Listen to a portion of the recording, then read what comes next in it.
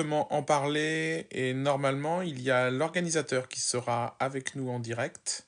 Si j'arrive, c'est le temps qui se connecte et si j'arrive à ce qu'il apparaisse en même temps, c'est un peu nouveau cette façon de faire à plusieurs sur TikTok.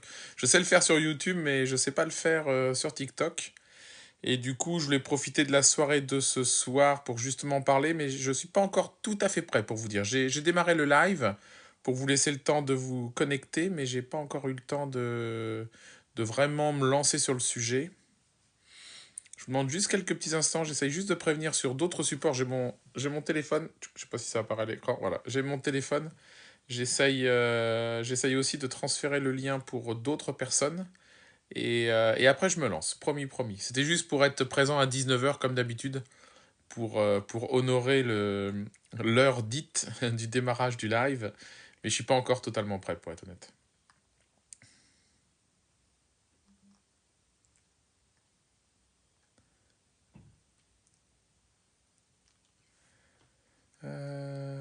Ah, ça n'a pas marché le lien. J'essaie déjà de transférer le lien. C'est pas toujours facile. Alors, copier le lien. Tac, je vais voir si j'arrive à coller. Comme ça, je l'annonce aussi. En fait, j'ai pas mal de monde sur ma chaîne YouTube, donc j'annonce à tout le monde que je vais parler justement du training camp qui aura lieu pendant justement ce pont de l'Ascension au club de Bessan. Et j'annonce aussi aux autres communautés des autres réseaux que je vais en parler là ce soir.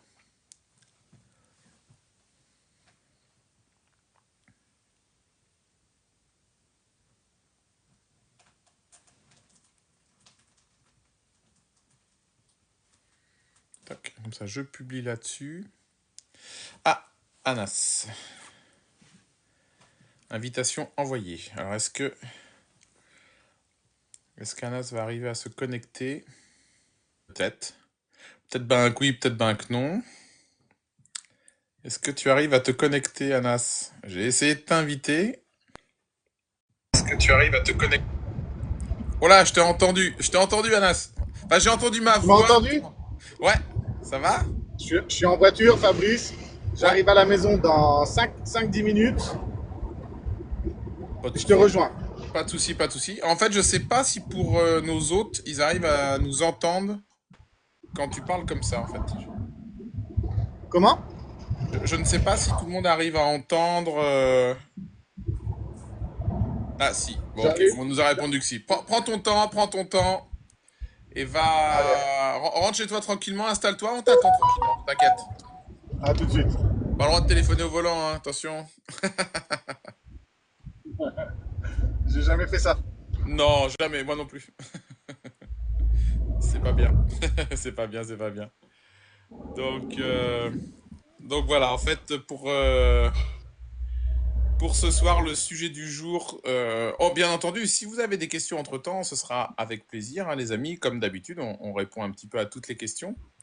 Mais c'est vrai que comme le séminaire, ou plutôt le training camp, j'aime mieux la terminologie de training camp plutôt que de séminaire, tout simplement parce que je trouve que séminaire, stage, ça fait un peu pompeux et c'est surtout, ça met en valeur le nom d'une personne, genre lui il sait mais les autres ne savent pas et c'est lui qui explique aux autres. C'est pas trop l'état d'esprit dans lequel je suis en général, j'aime mieux plutôt l'idée d'échange. C'est-à-dire que on a des expériences et on les partage.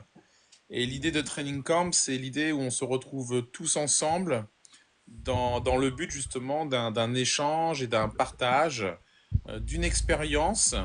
Alors, en l'occurrence, cynophile, mais pas que. C'est aussi et surtout passer un bon moment avec son chien, tout simplement. Maître, j'arrive pas à trouver la vidéo de refus d'appât sur votre chaîne YouTube. Je dois pas en avoir des tonnes en fait, parce que j'ai pas eu trop l'occasion de. Donc là, c'était une question de Royaume de Darko. Je dois pas en avoir beaucoup sur la chaîne, tout simplement parce que j'ai pas eu l'occasion de filmer quand j'entraîne le refus d'appât. Je peux en parler un petit peu comme ça. En fait, c'est deux choses distinctes que j'apprends. C'est tout d'abord une absence du maître. Et à côté de ça, c'est le fait de ne pas toucher à quelque chose. Et après, j'additionne ou j'assemble, on va dire, ces deux choses en l'une. Mais ouais, c'est vrai que j'ai pas eu l'occasion. En fait, ce qu'il faut comprendre, c'est que lorsque je fais des vidéos sur ma chaîne, c'est avec le sujet du moment. Donc c'est vrai qu'en ce moment, je n'ai pas de chien à apprendre le refus d'appât. Et si je vous montre une vidéo de mon chien qui fait un refus d'appât et qui sait le faire, on n'apprend pas grand-chose. Juste vous montrer, bah mon chien sait le faire, ça n'apprend pas aux gens ou ça ne montre pas une façon de faire. Mais bien souvent, elle ressemble quand même à la façon de démarrer une absence, tout d'abord. Et ensuite, il y a un petit apprentissage sur le fait de ne pas toucher à quelque chose. Et après, tout simplement, assembler les deux. Et donc, pour en revenir au training camp, sur l'idée, elle est de pouvoir partager une passion commune avec des passionnés. Et, euh, et aussi, je voulais, avec plaisir, Royaume de Darko. Et aussi, c'était aussi l'occasion de pouvoir aussi mettre à l'honneur des amis qui me sont chers, Laurent et Laurence Dubuche, parce que bien souvent, on a tendance, lorsque justement il y a des séminaires ou ce genre d'événements, on met en avant les prouesses athlétiques d'un homme d'attaque et on va dire, ah, cet homme d'attaque, il a fait telle finale, il est niveau 3, etc. Et en fait, on ne se rend pas compte que bien souvent, ce dont on a besoin, c'est de quelqu'un qui peut nous amener des explications, nous amener un regard sur le fait de tiens, j'ai un petit souci avec mon saut de haie, j'ai besoin de me perfectionner sur un rapport d'objet, j'ai un machon. Vous voyez, ce genre de choses. Déjà, rien que l'obéissance et les sauts, des fois, ce sont déjà rien que ces sujets-là, en fait, inviter un homme d'attaque de concours, bon, ça va pas forcément donner beaucoup de solutions. Et en plus, ce n'est pas parce qu'on est homme d'attaque de concours qu'on est forcément comment dire, qu'on est forcément capable d'être un professeur, c'est-à-dire d'expliquer au chien un exercice.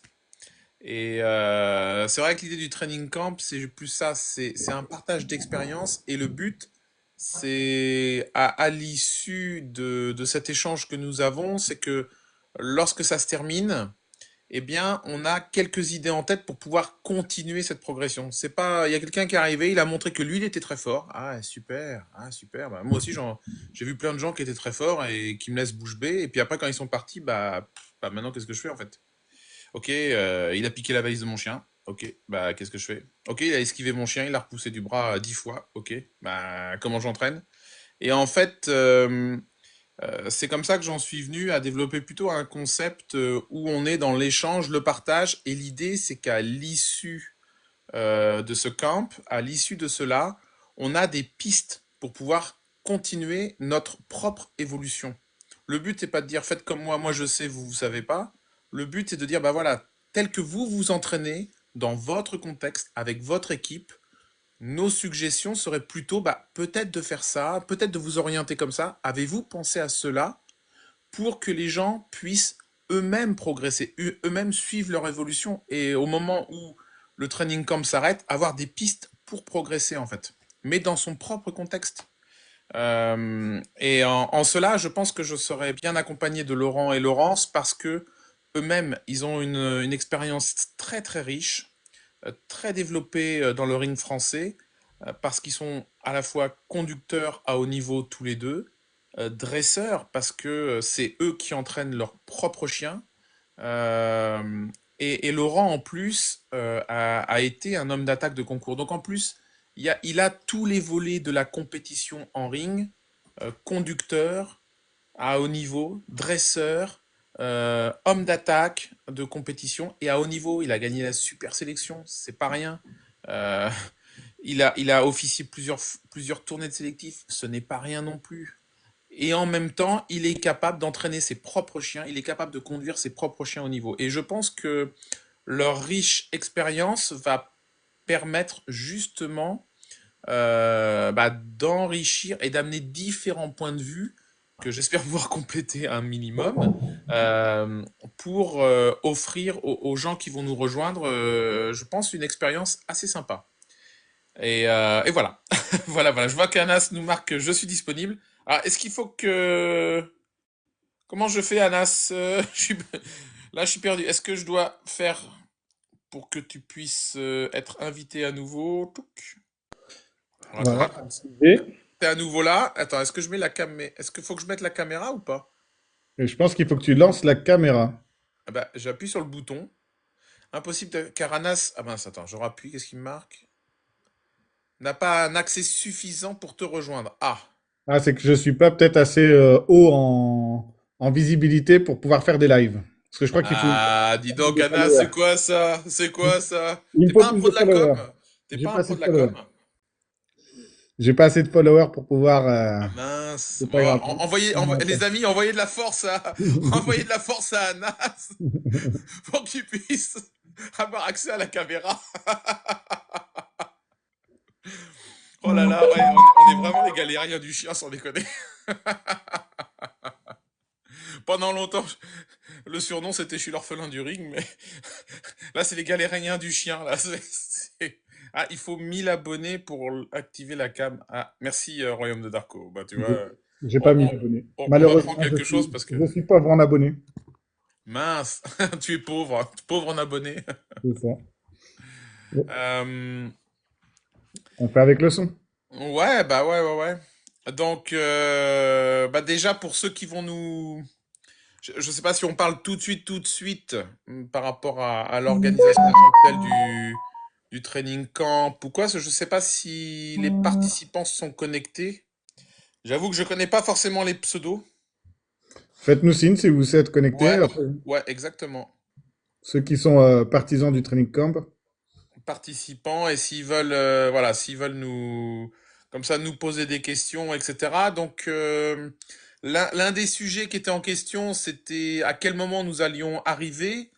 Donc, nous, avec Laurent et Laurence, on va arriver, je pense, dans le milieu de l'après-midi du mercredi 8.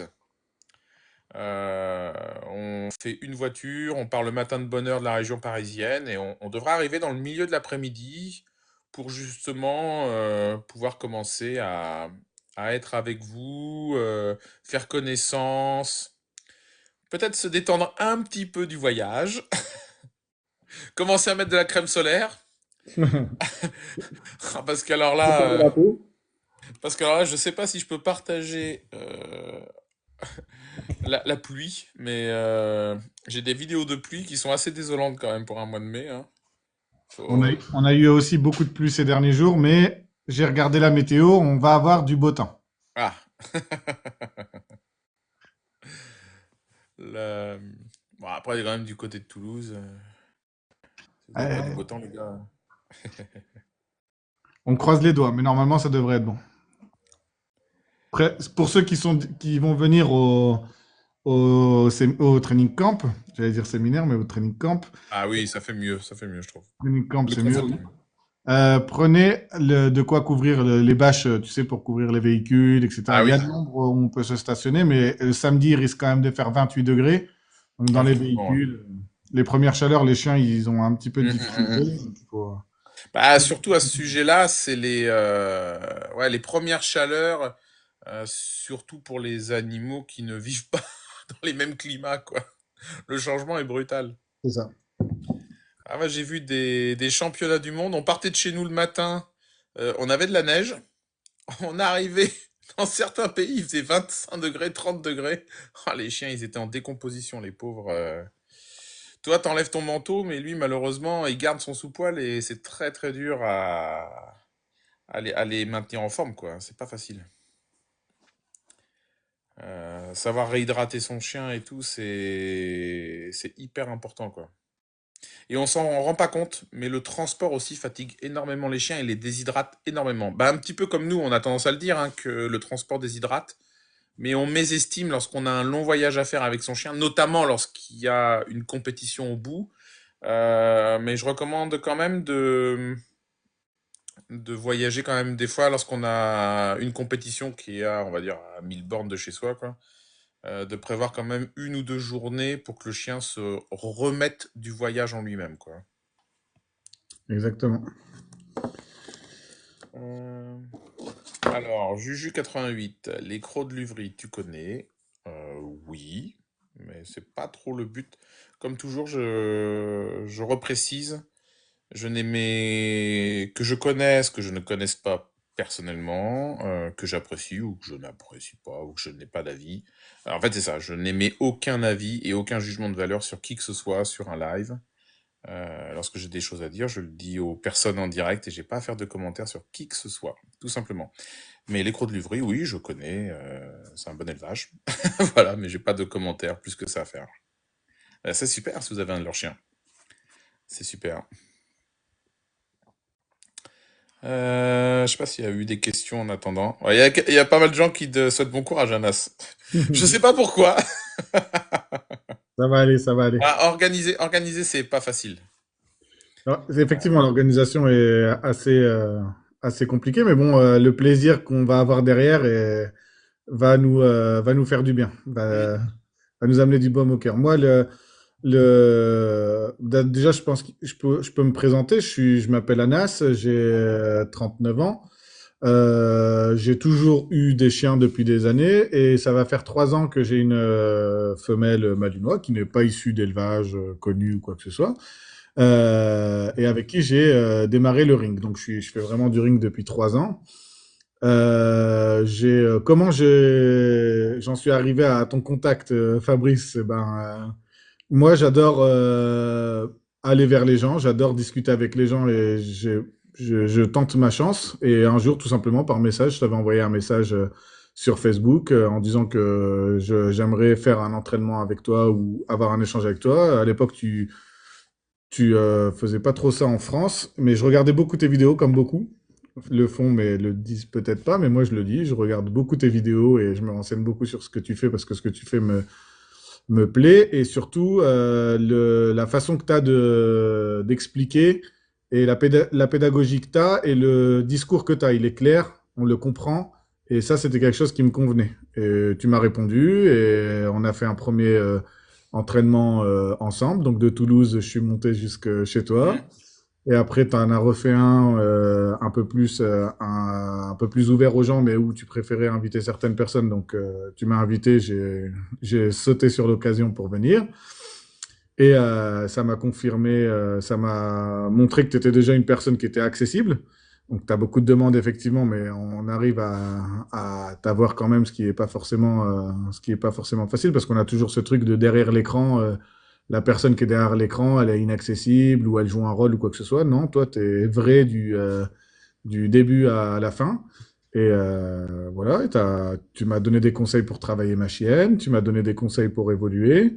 Et ça m'a permis de voir et de croire que c'était possible de réussir et d'avoir un focus surtout sur certaines choses, de ne pas se laisser faire sur certaines décisions, sur certaines choses, ne pas avoir des œillères sur l'éducation qu'on pouvait amener à son chien. Et du coup, depuis, je suis tes enseignements, tes conseils. Je t'ai souvent au téléphone quand j'ai des doutes ou quoi que ce soit. Donc, tu m'apportes un petit peu de confort et de réconfort parce que c'est pas facile comme discipline. Donc, moi, à l'époque, quand j'étais venu te voir, j'avais des gros problèmes sur les tardes à décrocher et sur certains exercices de plats comme les appâts, qui Ouais, étaient je m'en rappelle. On en était même compliqués. à regarder si c'était du bœuf ou... C'est ça. Ouais, Et en fait, ah, mais c'est voilà, intéressant. hein. Pour la petite info, parce que j'ai entendu tout à l'heure que tu parlais au tout début des appâts, pour la petite info, moi j'avais le focus sur ça et je voulais absolument que ça soit réglé, réglé, réglé. Tu m'avais dit, écoute, des fois quand on se fait un problème Mm. dans la tête et qu'on essaie absolument de le régler, c'est là où on se crée encore plus de soucis. Surtout les appâts, c'est Voilà. assez délicat en soi.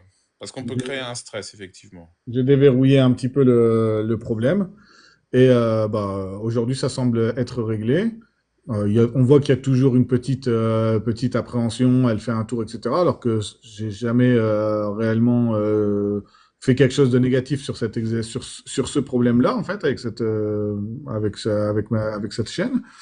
Et ça semble être aujourd'hui un problème qui date, qui est du passé maintenant. On peut en parler au passé.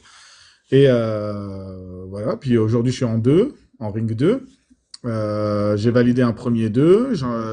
J'ai tout repris à zéro pendant un an où j'ai décidé de travailler différemment mes exercices de plat, mes exercices de mordant. Je travaille beaucoup sur la technique en fait, j'avais pas la vision qu'il fallait travailler certains exercices ensemble, certaines choses ensemble, certaines techniques où est-ce que le chien devait prendre, etc., etc. Donc, j'ai beaucoup bossé sur ça. Pendant un an, j'ai pas sorti la chienne. Et là, il y a quelques temps, j'ai fait un chien en blanc et ça semble, la chienne semble un peu plus dans le travail, un peu plus respectueuse de mes commandements et de ma façon de travailler. Et j'espère que ça va continuer. C'est pour ça que je me suis dit, ce que j'ai vécu à tes côtés, c'est vrai que quand on vient chez toi, on a l'impression d'être sur une autre planète. À Surtout ce quand on- point-là. Ah oui, on a l'impression d'être Bah, sur une autre. déjà, t'arrives dans un désert parce qu'il y a personne, donc Ah déjà. bah, ça, je suis habitué. Ça, je suis habitué, mais c'était pas ça. En fait, je t'ai vu travailler avec tes hommes d'attaque, j'ai vu comment tu bossais. Ça semble facile et à la fois très compliqué quand on commence à s'y atteler. Et En fait, je me permets de rebondir un tout petit peu, Anas, oui, sur plusieurs. Bah, en fait, parce que on se complique le cerveau alors que c'est assez simple. Mais c'est pas parce que c'est simple que c'est facile. En fait, c'est toute la complexité de notre discipline, c'est que, en fait, quand on décortique les choses les unes après les autres, ou quand on regarde un petit peu chaque exercice, en fait, c'est assez simple de compréhension, c'est assez simple d'expliquer à l'animal ce que l'on attend de lui, mais j'ai remarqué qu'en fait, euh, la vraie difficulté, c'est que ce n'est pas si facile de mettre en œuvre ce qu'il faut pour lui apprendre. Et c'est ça qui rend complexe notre discipline. Et le problème aussi qui vient se rajouter, et je pense que tu l'as confronté, c'est pour ça que des fois, c'est pas toujours ça. Et je pense que beaucoup des gens qui nous écoutent ne savent pas toujours sur quel pied danser parce que tout le monde a une version, tout le monde a quelque chose à dire, tout le monde a un avis sur telle ou telle question. Et tout le monde n'a pas les mêmes méthodes, les mêmes outils pédagogiques, etc. Parce qu'en fait, beaucoup de méthodes fonctionnent, parce que beaucoup d'outils pédagogiques sont corrects pour être mis en place, mais en fait, il faut savoir s'y tenir et avoir une logique dans sa progression et sa construction. et oui, Euh, c'est ça qui est compliqué. Parce que surtout et quand on arrive dans cette discipline, on va vers des gens qui ont de la connaissance, etc. Et chacun détient sa vérité, qui a fonctionné avec son chien, qui a réussi, etc. C'est pas forcément ce qui va fonctionner avec le tien. Donc il faut savoir aussi, en fait, il faut savoir prendre des conseils et se créer sa propre recette un petit peu entre guillemets. Et mais tout en allant dans une certaine logique, un certain travail, puis faire tomber certains a priori, certaines choses, et surtout comprendre que le chien c'est un être vivant, donc qui a lui aussi est jeune, qui évolue, qui apprend, qui et tout ça en fait fait que il faut pas aller trop vite. C'est surtout ça que j'ai retenu dans cette histoire, c'est que faut être patient. Faut être patient, faut pas vouloir aller plus vite que la musique. Il faut pas se... On voit de belles choses chez des chiens parce que moi, quand j'ai fait cette discipline, quand je suis venu chez toi, quand j'ai décidé de me lancer dans cette discipline et quand je suis venu chez toi, je te l'ai dit direct, je veux aller à haut niveau, je veux un résultat avec cette chienne ou même avec un autre. Aujourd'hui, on est mordu, on peut pas mentir. Et j'ai vu déjà de une que c'était possible et qu'il fallait juste patienter et ne pas vouloir tout de suite le résultat qu'un expert ou quelqu'un de haut niveau a avec tel chien. Il a ce chien-là a des capacités à apprendre, etc. Le tien n'a pas forcément ces capacités-là à cet âge-là. Il faut attendre, il faut patienter l'autre, jusqu'à ce que exactement. tout se goupille. Et C'est du coup, pas... je me suis dit, Oui, bah excuse-moi, je te laisse continuer. Je te laisse continuer, Anas. et du coup, de tout ça, je me suis dit, je peux pas garder tout ce secret rien que pour moi, il faut que je fasse partager. Et je sais que toi, tu es dans le partage, je sais que tu es dans le... Tu veux, dans tes vidéos sont comme dans la vraie vie, il n'y a pas de secret, il n'y a pas de cachotterie, tu montres tout ce qu'il y a. Et bah, du coup, je me suis dit, il faut que je le fasse partager, il faut qu'on fasse quelque chose, je peux pas rester comme ça. Et ouais, de là est venue l'idée du training camp, et je t'en ai parlé, tu t'es dit oui, allez, go, et depuis, ça fait 3 4 mois maintenant. Ouais, Ouais, cool. un peu plus, ouais, depuis le mois de janvier. Et en plus, moi, ça me fait tout bizarre. C'est la première fois que ça se passe en France. En fait, je vais dire, ah, ça va être cool. En plus, ça va être dans ma langue maternelle. Ça va être plus facile pour parler parce qu'à chaque fois, je me retrouve dans des pays improbables où j'ai du mal à m'exprimer avec des gens qui ont une culture totalement différente. Euh, Là, tu Donc, vas pouvoir parler français, t'inquiète pas, là, tu vas pas... tu remarque, vas je vais peut-être, pas- je vais peut-être être dépaysé quand même un petit peu, ne serait-ce que par le temps. Mais je rebondis aussi par rapport à ce que tu as dit. Euh, Quelque part, en fait, quand tu es venu vers moi, Anas, je me suis reconnu quand j'ai démarré. Alors certes, pas au même âge que toi, on n'a pas le même vécu avant, personnel. Mais en tout cas, dans ta démarche, je me suis reconnu. C'est-à-dire que j'ai reconnu quelqu'un qui avait envie de comprendre, qui avait envie de trouver sa voie pour y arriver. Et c'est ça qui m'a plu lorsque tu m'as sollicité et que tu m'as posé des questions, parce que justement, quand j'ai démarré, je me suis posé des questions et j'avais personne pour me répondre, quoi. Et c'est en faisant des rencontres, en voyant des personnes, en me posant moi-même beaucoup de questions, en testant beaucoup de choses, en l'élevage, en fait, et par exemple, la partie de l'élevage, à la base, c'était juste pour moi comprendre pourquoi est-ce que le Malinois est meilleur que n'importe quelle autre race, en fait, dans nos disciplines. C'est ce genre de questionnements qui m'ont poussé à explorer ce genre de milieu, d'environnement, parce que je voulais comprendre les choses. Et, et comme j'avais pas forcément les informations qui me venaient toutes crues, il n'y a pas de livre, il y a que dalle. Si tu connais pas les gens quand t'es pas dans le milieu, bah c'est pas facile de savoir. Donc il faut arriver à taper aux bonnes portes, arriver à et puis surtout arriver après à se faire son propre raisonnement, son propre cheminement pour arriver à obtenir certaines réponses et pouvoir bah, suivre son propre chemin. Et c'est pour ça, à travers toi, Anas, je me suis revu quand j'ai démarré, où je recherchais à savoir. Moi aussi, quand j'ai découvert ça, je voulais atteindre le haut niveau. Je savais pas si j'y arriverais ou quoi. Mais j'avais cette envie d'y arriver. Je me posais les questions. Et tout comme toi, certaines personnes disaient, ah, c'est pas comme ça qu'il faut faire, ah, c'est comme ci, et c'est pas comme ça, t'y arriveras jamais, pourquoi t'y arriveras pas avec ce chien-là, et blablabla, et blablabla. Et puis en fait, j'ai compris qu'il fallait déjà faire un petit peu le tri de tous ceux qui parlent, que finalement, j'ai fait un petit peu comme toi. J'ai rencontré des personnes comme Monsieur Patrice Foucault, comme Monsieur Bernard Boutonnet, j'ai dit ok. Ou quand j'étais avec eux, je voyais des gens qui s'entraînaient, j'ai dit attends, toi t'es finaliste de ring là-bas, genre je regardais comment ils s'entraînaient, ah ok, ils s'entraînent comme ça. Hop, et je gardais ça en tête. Et si tu veux, je voyais des gens qui étaient à haut niveau, je dis ok, les gens de haut niveau s'entraînent comme ça. Et j'ai compris que en fait tous ceux qui me disaient du blabla à côté, j'ai dit oh là là, mais en fait c'est pas parce que ils ont toujours été dans un club avec une laisse qu'en fait ils savaient dresser. C'est juste qu'ils ont acheté une laisse, ils ont acheté un chien et ils sont dans des clubs depuis 30 ans, quoi. Et c'est en allant voir des gens qui étaient vraiment à très haut niveau que, je vais pas dire que j'ai eu une révélation, mais même si c'est surtout par l'observation au début que j'ai pu voir comment que ça se passait et comprendre certaines choses, mais au moins ça m'a donné une certaine accessibilité à ce qu'était le dressage de haut niveau. Et c'est vrai que je trouve que c'est un petit peu ce qui manque au jour d'aujourd'hui, pour plusieurs raisons, hein. Je ne pense pas que ce soit que, comment dire, que les gens qui veulent pas délivrer le message. Moi, je pense plutôt que au jour d'aujourd'hui, nos disciplines de mordant sont tellement mises à l'écart de la société que les gens finalement, bah, pour être tranquilles, ils font leur passion dans leur coin et ils veulent qu'on leur fiche la paix. C'est pour ça un petit peu aussi que c'est pas que c'est secret ou confidentiel, c'est juste que les gens ils ont envie qu'on leur fiche la paix, quoi. On est tellement sur leur dos parce qu'ils ont des chiens, etc., qu'ils ont envie d'être tranquilles dans leur coin. Oui, puis Moi, c'est un petit peu comme ça que je le ressens, et c'est pour ça que lorsque je vois qu'il y a des gens vraiment motivés et passionnés qui me sollicitent. Moi, c'est avec grand plaisir, au contraire.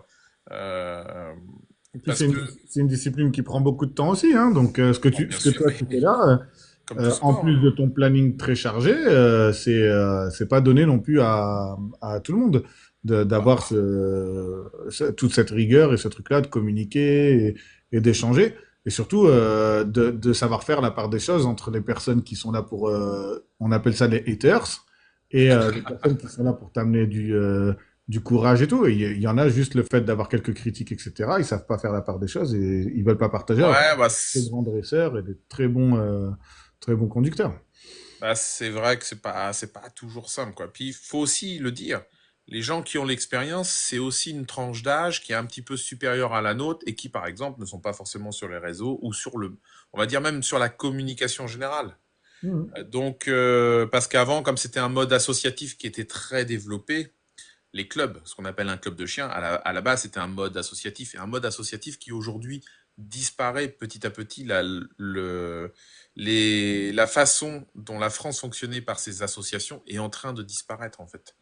Et comme le monde du chien ne vivait que, et les informations, les connaissances n'étaient transmises que dans ce cadre-là, bah, comme le tissu associatif disparaît, bah, quelque part, ces connaissances disparaissent avec. Il n'y a aucune transmission autre que par ce biais-là à l'origine. C'est ça. Et c'est pour ça que ça disparaît un petit peu. Et c'est vrai que moi, ça m'embête un peu. C'est pour ça que je me dis, bon, bah, les quelques années qui me restent dans le milieu, j'essaye de transmettre. C'est pour ça que je sais qu'il y a différents réseaux, différents supports. Et c'est une possibilité de transmettre un petit peu pour que des passionnés comme toi ou comme d'autres se disent, tiens, et si on a des questions, des choses comme ça, comment on peut faire, voilà, essayer d'aider un petit peu tranquillement, quoi. Je me permets juste, je remonte un petit peu le fil. J'ai vu qu'il y avait eu quelques petites questions. Donc là, c'était Juju88 qui nous parlait des crocs de Lévry, qui disait que leur chien est exceptionnel. C'est vrai qu'ils ont des bons chiens. Euh, il y avait une question de Sinodog Pro. Tu préfères travailler à l'élastique ou avec une charge pour les lancer? Donc là, on parle des attaques lancées.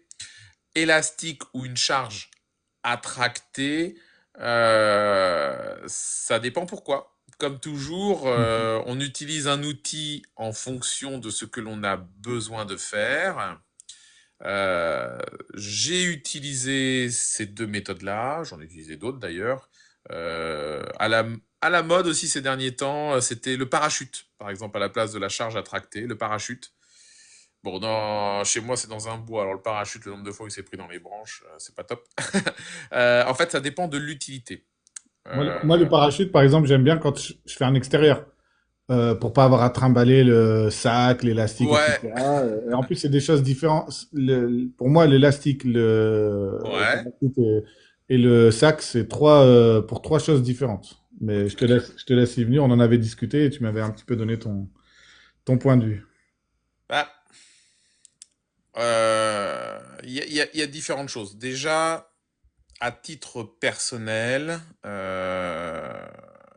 je me suis quand même écarté de la charge attractée, voire du parachute, parce que quelque part, on s'éloigne de la réalité du concours. Quand on a pour objectif d'être en concours, et encore plus quand le chien a déjà goûté au concours, tout ce que l'on fait qui est trop éloigné de la réalité est assez problématique parce qu'on ne met pas le chien en bonne condition pour pouvoir performer le jour du concours.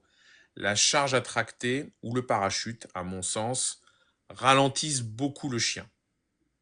Ils ralentissent le chien de manière linéaire et donc ils n'arrivent pas à vitesse réelle. Ça, ce serait, on va dire, la raison pour laquelle, au jour d'aujourd'hui, par exemple, j'ai un chien qui est en compétition. Voilà, par exemple, pourquoi je n'utiliserai pas ça. Ça peut avoir un intérêt lorsqu'on a un chien qui rentre vraiment très fort pour préserver l'homme d'attaque ou pour montrer un geste technique au ralenti. Mais quand même, petit à petit, je me suis éloigné de cela. Je préfère l'élastique quand même à la charge attractée ou le parachute. Je préfère l'élastique à faible élasticité. C'est-à-dire qu'en fait, j'utilise l'élastique plutôt dans le but de préserver le dos du chien et d'amortir, on va dire, l'impact dans le dernier mètre, dans le dernier instant, surtout s'il venait à rater sa prise. Mais ce qui est intéressant dans l'élastique, c'est que déjà le chien court à vitesse réelle. Contrairement à un élastique d'ailleurs qui a une longue élasticité et en fait le chien se met à commencer à tracter pendant plusieurs mètres à l'avance, qui finalement revient à une charge à tracter. Donc c'est pour ça que ça j'aime pas trop. L'élastique qui s'arrête assez net mais qui préserve, qui protège le dos du chien, ça j'aime bien parce qu'effectivement on est à vitesse réelle. Ça permet d'apprendre le ciblage du chien, c'est-à-dire que c'est l'homme d'attaque qui décide, surtout à l'apprentissage du chien, de l'endroit où il veut que le chien morde. C'est pas le chien qui choisit.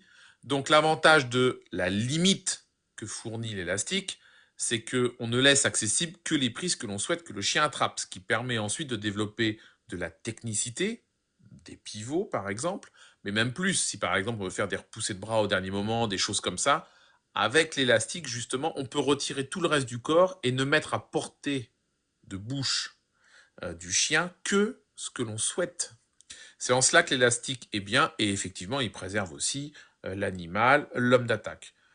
Vous avez également les bidons, ce qu'on appelle les bidons, les cônes, c'est-à-dire utiliser des objets qui permettent à l'animal, en fait, on utilise le contournement un petit peu de cet objet-là pour arrondir l'attaque de l'animal, ce qui fait qu'il y aura une tendance à s'enrouler et moins un choc frontal.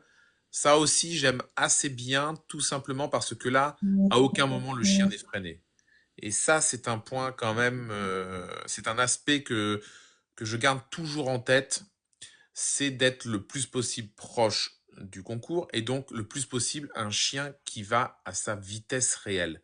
Parce qu'on ne s'en rend pas compte, mais le moindre ralentissement, la moindre retenue qu'aurait un élastique, en fait, empêche le chien de travailler euh, la simultanéité de son arrivée et du verrouillage de sa bouche. Et en fait, lorsque le chien se retrouve les premières fois à vitesse réelle, en fait, il frappe l'homme d'attaque, mais bien souvent, il oublie de serrer sa bouche. Et du coup, c'est presque, comment dire, je vais pas dire que c'est contre-performant, mais c'est le chien, du coup, il rate son entrée, etc. C'est un petit peu embêtant. Il faut quand même qu'il apprenne à travailler à vitesse réelle.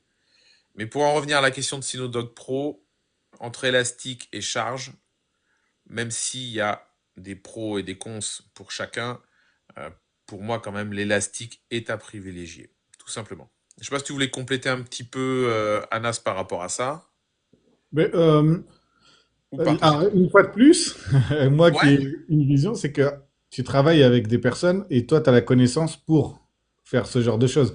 C'est-à-dire que, euh, tu sais, sur des hommes d'attaque qui n'ont pas le niveau nécessaire, mais on n'a que ça à Mhm. l'entraînement, et qu'on cherche vraiment un placement à un certain endroit, etc. C'est bien. Et après, il y en a qui vont te dire, ils utilisent ni élastique, ni rien du tout. Malgré tout, le chien rentre quand même assez vite parce qu'ils savent utiliser aussi les plots, ils savent utiliser les Ouais. bidons, ils Bah, ralentissent pas le chien, etc.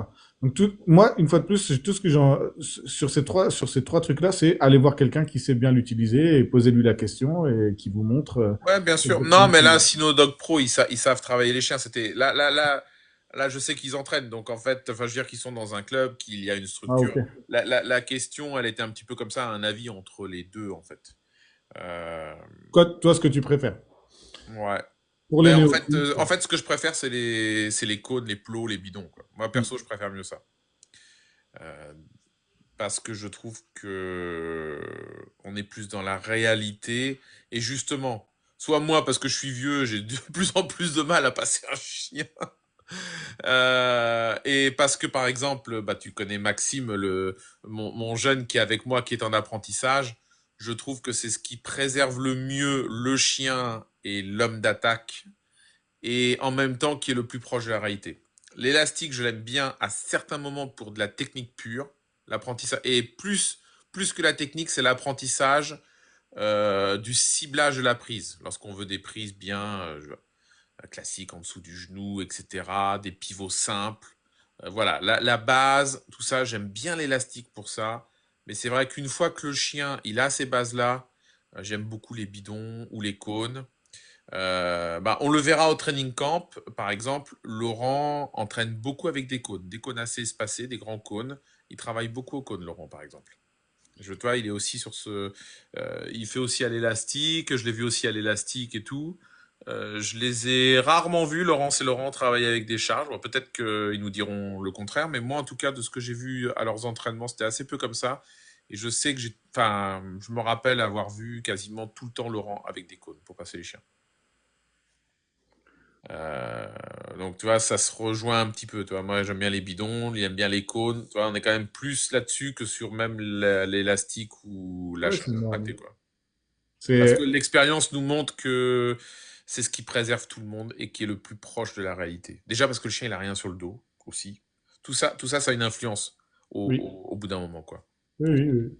Il y avait une question qui avait rien à voir, mais voilà, je vois qu'il y a beaucoup de messages. Donc j'en prends quelques-unes à la volée au fur et à mesure. On a Dams qui demande si on peut venir en spectateur au Il training demande camp. pour le mercredi. Alors, Dame, c'est une personne que je connais Ah, d'accord, pardon. qui est du secteur de Toulouse aussi. Ok. Donc, le mercredi, Damien, pour te répondre, c'est plus un rendez-vous pour les gens qui participent au training camp. Donc, il va pas y avoir réellement d'exercice ou quoi que ce soit. En fait, pour expliquer un petit peu l'organisation, c'est que le mercredi, on se réunit la veille du début du training camp pour pouvoir faire un point, une réunion tous ensemble. On va partager un repas à la bonne franquette, comme j'ai dit à tout le monde. On va préparer un petit repas, etc. On mange tous ensemble, on discute. On va se coucher. Le lendemain, on commence la réalité de la chose à 8 heures du matin, j'imagine, hein. C'est ça, Fabrice, sur le terrain.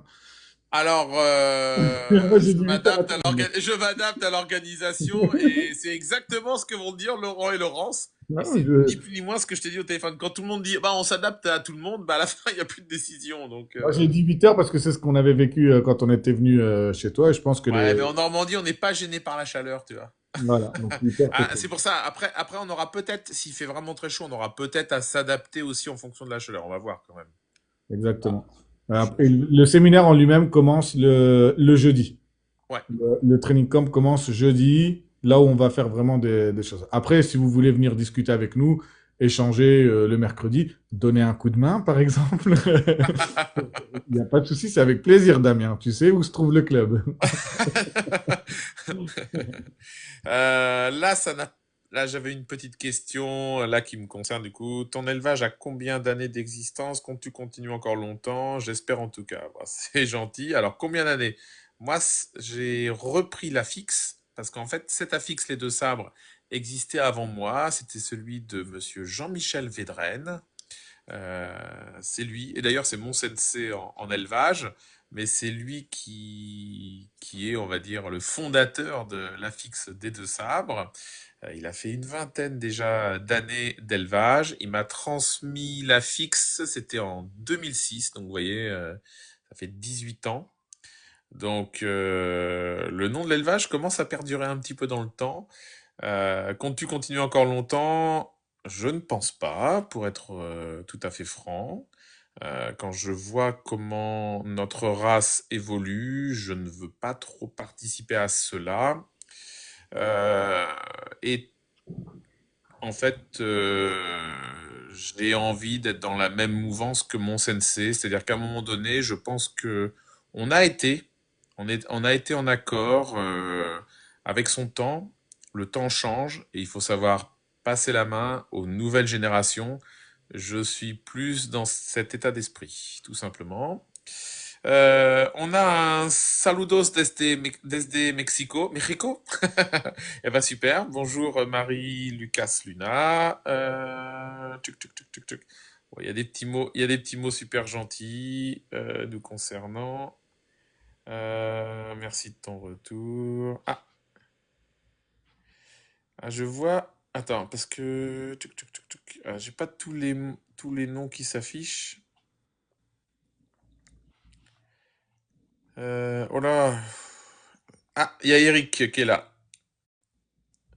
Et la charge peut blesser le chien à la longue. Ouais, ouais, c'est. Alors moi là-dessus, tiens, Eric. D'ailleurs, salut Eric. À dans 2 jours. Par rapport à la charge à tracter, moi, du coup, ce que j'avais fait quand je faisais ça, pour revenir sur la question de la charge, euh, et ben en fait, je mettais un petit sando pour amortir, en fait, à la fois pour amortir le démarrage du chien, parce que c'est ça aussi l'un des problèmes. Je sais pas si tu l'avais rencontré toi, Anas, quand tu avais des charges à tracter. Tu sais, des fois on met un pneu, on met un sac un peu lesté. Alors si tu l'as prétendu au démarrage, bah quelque part le chien est pas dans la réalité d'un départ d'attaque classique. Mais si tu détends au moment où le chien se lance, paf, il y a un à-coup sur le dos du chien. Donc en fait, moi j'avais mis un élastique, enfin pas un élastique, mais tout simplement une chambre à air de vélo pour amortir cela au moment où ça allait se mettre à tendre. Et j'avais remarqué que ce qui était intéressant, c'est quand, parce que le problème, une fois que le chien a lancé son allure, bah en fait, il a plus qu'à entretenir l'effort. En fait, quelque part, une fois que le poids il est lancé, c'est le démarrage en fait qui est dur. Mm. Mais du coup, d'avoir un élastique à chaque aspérité du terrain, le pneu ou le sac, paf, à chaque fois, avec l'élasticité de la chambre à air, ça obligeait le chien à toujours relancer, relancer, relancer. C'est là où le parachute était vraiment plus intéressant pour préserver le chien, je trouve. Moi, le parachute, j'aime bien parce que ça permet. Tu sais, quand il y a un peu de vent, le parachute fait des petits gauche-droite et, Ah ouais. et le chien, il est obligé de tirer d'un côté ou de tirer de l'autre côté pour pouvoir garder sa trajectoire. Et physiquement, je trouve que ça lui travaille peut-être certains muscles stabilisateurs qu'il va avoir au niveau de ses pattes ou au niveau de son. Et ça l'oblige, tu sais, à travailler certaines choses qu'en réalité, il ferait pas parce qu'il irait tout droit, comme une fusée. Et Ouais. je sais qu'il y en a certains, par exemple, ils mettent l'élastique, tu sais, Mhm. ils le mettent pas derrière, ils le mettent sur le côté du terrain, au milieu, et en fait, ils se mettent avec le chien à un point, l'homme d'attaque à un autre point, et l'élastique entre les deux, mais tu sais, excentré, sur le côté du terrain. Ouais. D'accord. Entre les deux, pour obliger le chien à aller chercher l'homme d'attaque à l'autre bout. Donc là, il faut être super bien carré, super bien réglé pour Ouais. accepter, pour apprendre le chien. Comme ça oblige le chien à pousser sur la droite pour aller, ou la gauche pour aller chercher l'homme d'attaque. Là, pour Ouais. moi, après, c'est une fois de Moi, je plus. pense qu'il n'y en a pas besoin. Je pense que c'est se prendre la tête. Je trouve que c'est déjà tellement dur de trouver le temps d'entraîner que si en plus faut préparer tout ça. Alors là, parce Moi, que je pour suis moi, aussi un gros feignant, hein, donc moi, oui, mais plus parce c'est que dès le début, simple, mieux c'est. parce que dès le début, la technique est bien posée. Tu vois ce que je veux dire? Je pense que Hmm, quand tu as bien posé la technique dès le début, tu n'as pas besoin d'arriver à ce genre certes, d'outil. certes, certes. Non, là, je suis d'accord. Forcément, quand tu poses la bonne technique au début. Mais toi, par exemple, l'élastique des accès et tout, je pense que c'est faire plus que le nécessaire. Euh, et en plus, encore une fois, plus on s'éloigne de la réalité. Il faut bien comprendre pourquoi on fait les choses, en fait. Ouais. Et justement, il y a Sinodog Pro avait précisé, c'est le souci juste peut-être par rapport à ces questions, c'est parce que justement, il voulait préserver son chien qui avait 2 crocs en moins. Hmm. Euh, mais moi, je suis dans l'idée que déjà, le chien n'a pas besoin de ses crocs pour mordre, en fait. L'expérience me montre que, et d'ailleurs, j'ai eu des chiens qui n'avaient plus de crocs, et ça les a pas empêchés de travailler, en fait. Hmm. Euh, on a beaucoup peur de cela. Ce qu'il faut, c'est surtout, bien entendu, qu'il n'y ait pas de douleur pour l'animal ou de choses comme ça, hein, bien entendu, hein. Mais en fait, des fois, pour X raisons, on peut avoir un croc de casse et tout. Le problème, c'est lorsque ce n'est pas du même côté, etc. Là, c'est dangereux parce qu'il y a un déséquilibre et bien souvent, c'est l'autre côté, pardon, l'autre croc, mais de l'autre côté qui vient en pivot et c'est lui, du coup, qui va subir toute la pression et qui risque de casser aussi. Mais le fait de ne pas avoir de crocs, s'il en manque deux, c'est pas ça qui empêche réellement la morsure du chien d'attraper, d'avoir les prises réflexes, etc. Et au contraire, l'élastique. Alors là, par contre, pour le coup, l'élastique, avec le fait que ça retienne à fond, euh, c'est pas forcément mieux pour les Hmm. crocs, du Ouais, coup. c'est pas forcément mieux. Mais moi, je travaillerai justement à vitesse réelle. Lorsqu'un chien a, au niveau de sa bouche, lorsqu'il commence à lui manquer 2 ou 4 crocs, justement, encore plus, je travaille dans la réalité, quoi. Hmm.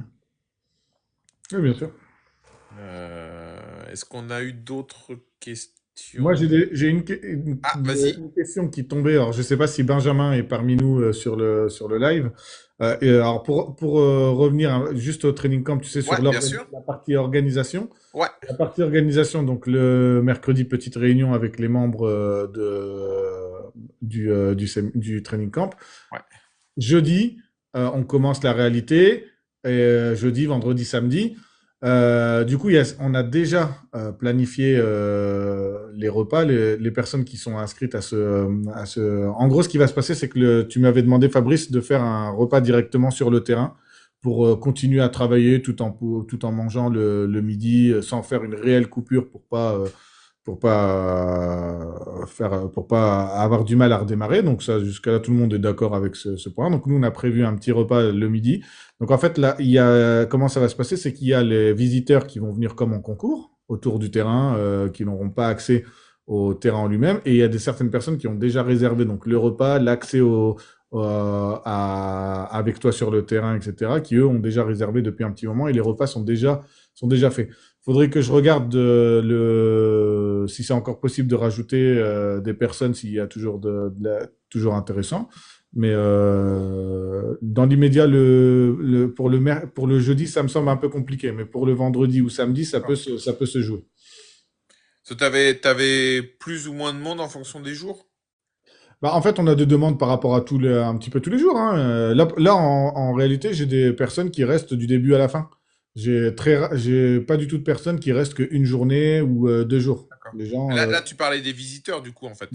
Alors du coup, là, la personne qui m'avait posé la question en parallèle, en privé, Ouais. c'est pour il n'y a pas de souci, il peut venir quand il veut. Dans l'immédiat, il peut venir quand il veut. Je verrai pour pouvoir ajouter d'autres personnes en tant que spectateurs sur terrain, mais il me faut un peu de temps pour le réorganiser, pour le calculer, parce qu'on avait fait le calcul des repas, etc. Donc, c'était surtout ça. En fait, juste aussi pour expliquer pourquoi j'avais suggéré cette idée, c'est parce que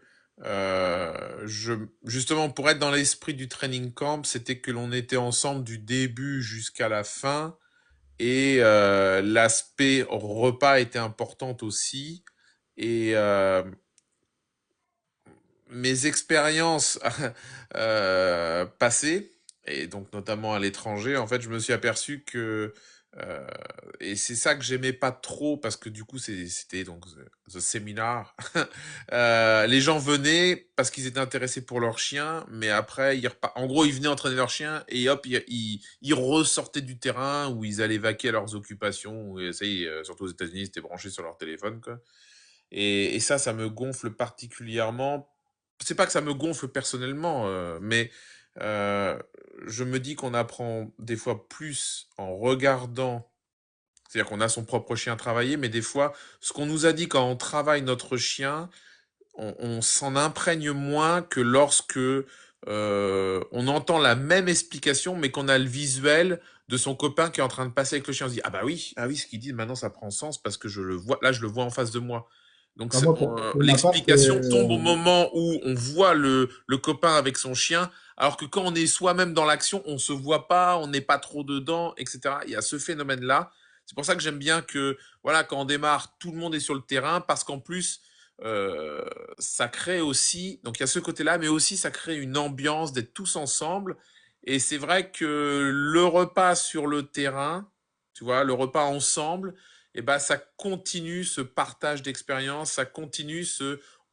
Parce que training camp, c'est ce que font les sportifs pour créer une cohésion d'équipe aussi. Mhm. Et c'est en ça que j'aimais bien. C'est une équipe, c'est tout le monde ensemble. Et c'est pour ça que c'était un petit peu un truc, on démarre le matin jusqu'au soir.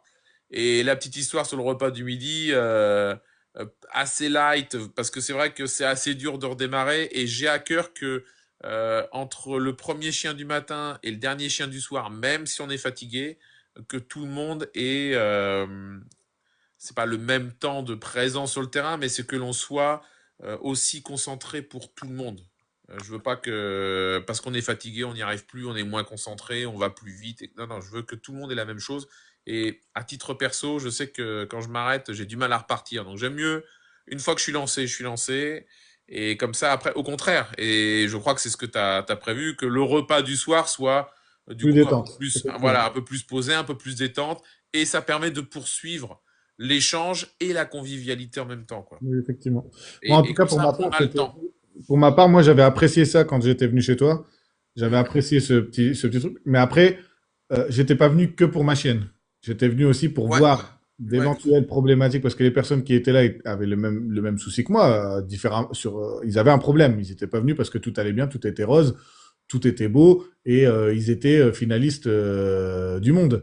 Ils étaient venus parce qu'il y avait quelque chose à bosser, ils voulaient se renseigner. Et moi, c'était important pour moi de voir les problématiques d'autres chiens et comment tu les abordais. Si un jour ça se présente à moi ou si ça se présente sur quelqu'un, un ouais, membre de ça, mon équipe ou quoi que ce soit, je peux donner un conseil, un avis, et ça s'est vérifié. Et moi, en tout cas, je vois les choses comme ça. C'est pour ça que mais c'est c'est, important de communiquer sur ça. mais De c'est dire aux vrai gens, que, mais j'ai trouvé que le fait que tout le monde soit sur le terrain, et du coup, parce que souvent on a aussi l'accompagnateur. En fait, pourquoi j'avais fait par exemple le repas sur le terrain, c'est parce que je m'étais aperçu que quand le repas est à l'extérieur, donc il y a, parce que les gens ils arrivent souvent avec leur famille et tout, mais souvent il y a qu'une personne dans la famille qui est intéressée. Et du coup, le reste de la famille à côté s'ennuie, ou si la boisson ou pour grignoter un morceau c'est un peu à côté, bah en fait ça attire tout le monde un peu à côté. Et en me disant allez hop. Après moi c'était une organisation beaucoup plus soft, hein, parce que déjà je suis pas très doué en organisation, puis surtout c'était un petit peu moi et ma maman qui faisions tout, alors c'était pas trop oui, je fastoche. me souviens, je me Mais souviens. l'idée, c'était non, tout le monde sur le terrain, et je voulais tenter ça parce que justement, mes expériences passées, je m'étais dit tiens, et c'était ça un petit peu ce qu'on avait fait au mois de juin l'année dernière, c'était tiens, ce que j'avais vu ce que j'aurais aimé que d'autres organisations fassent. Alors c'est difficile quand tu es invité, encore plus à l'étranger, etc. C'est difficile d'imposer des choses. Mais ce que je m'étais dit, je me dis tiens, ça, il aurait fallu faire ça pour que ce soit un petit peu mieux pour les gens et tout. J'avais tenté un petit peu au mois de juin, et c'est vrai que ce côté-là, tous ensemble, je trouvais ça pas mal. Et en plus, quand l'accompagnateur de la personne qui vient n'est pas spécialement intéressé, bah, le fait que les tonnelles, les tables, etc. soient à l'intérieur du terrain, et bah, fait que cette personne-là est là, et en fait finalement tout le monde reste à l'intérieur du terrain, tout le monde reste dans l'ambiance en fait, et ne Oui, tout à s'écarte fait. pas en sortant du terrain. C'est tout bête, mais j'ai remarqué que ça c'était assez important en fait pour créer cette cohésion quoi. Pour moi, quand tu me l'as amené, j'étais d'accord avec ça. Je le voyais un petit peu déjà dans ce sens-là, que on est là, mais pas que pour son chien. On est aussi là pour voir les autres chiens et comment on travaille les autres chiens. Le but, c'est de faire grandir sa connaissance.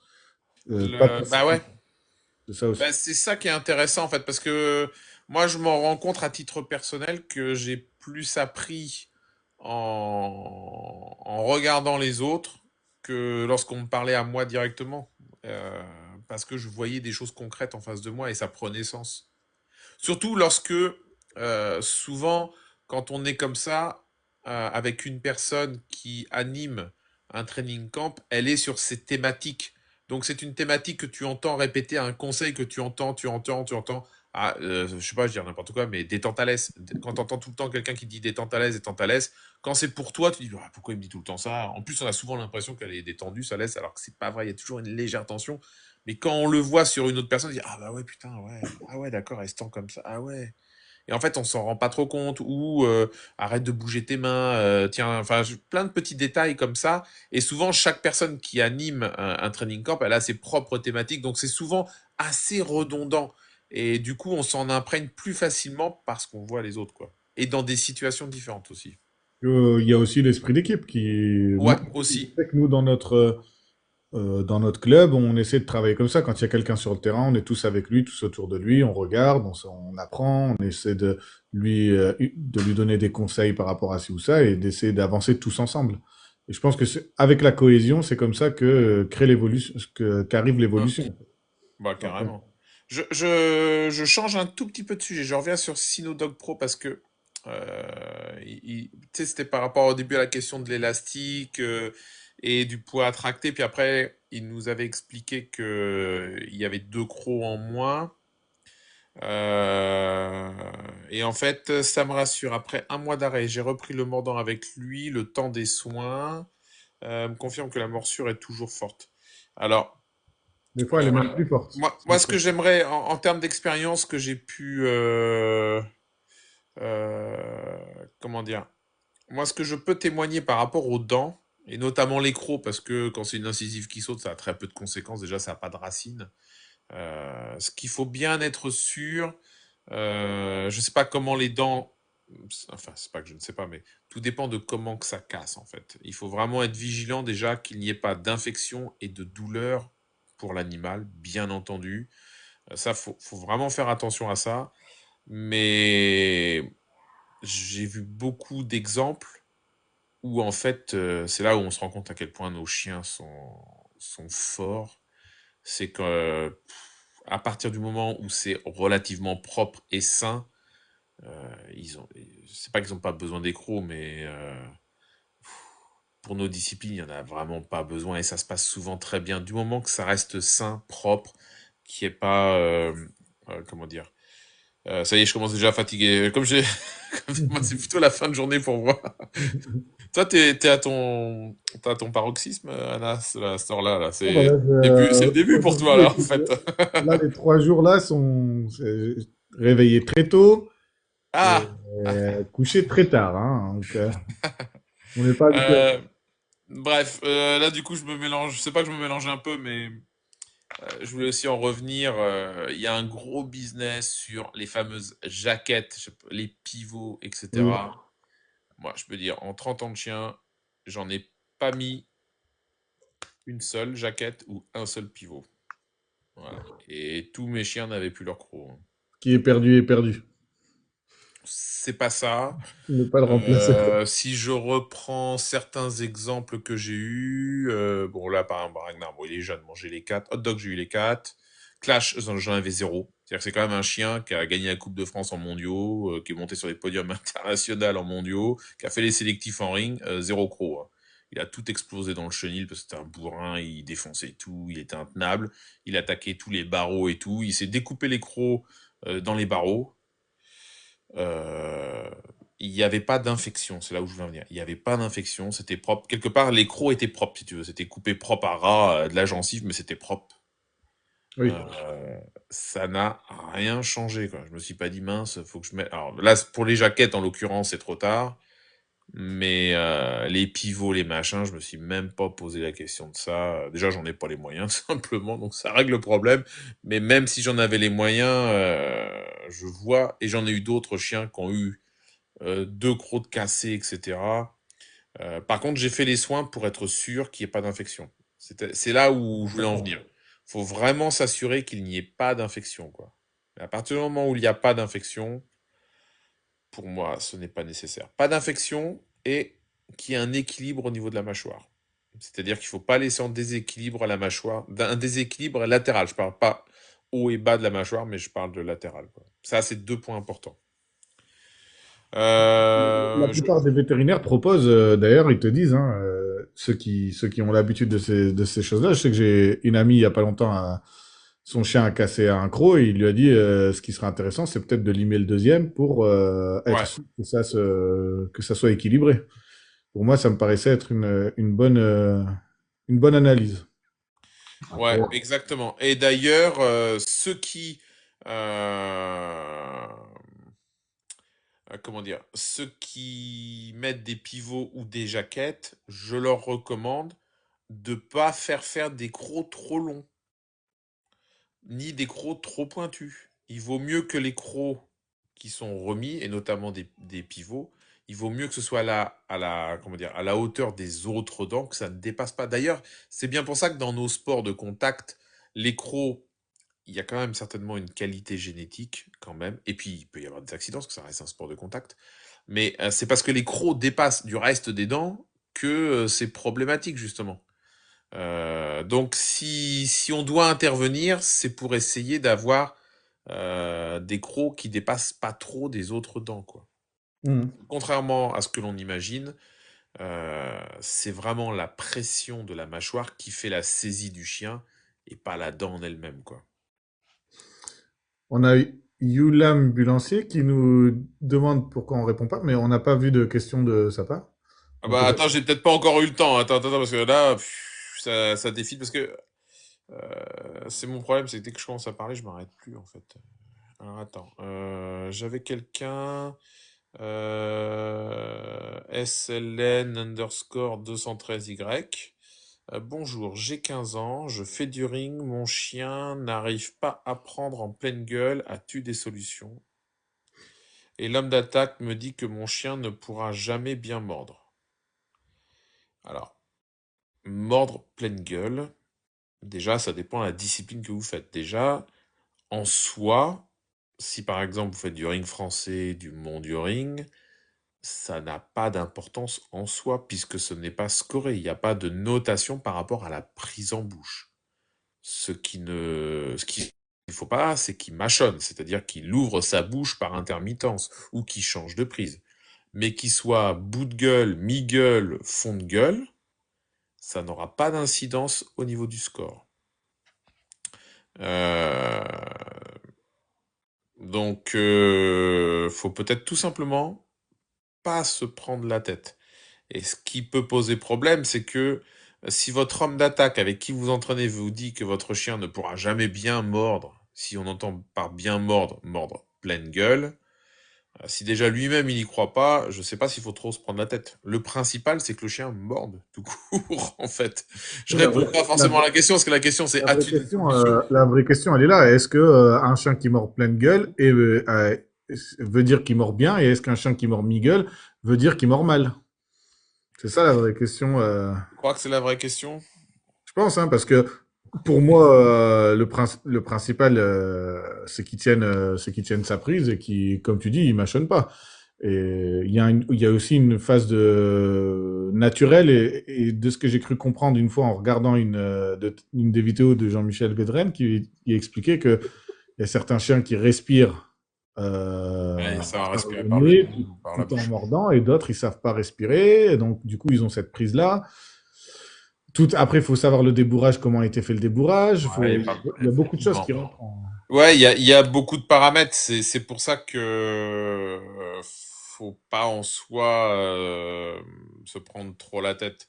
Je pense qu'il faut effectivement avoir aussi un certain pragmatisme lorsque l'on fait de la compétition. Mon regard sera un peu différent en tant qu'éleveur.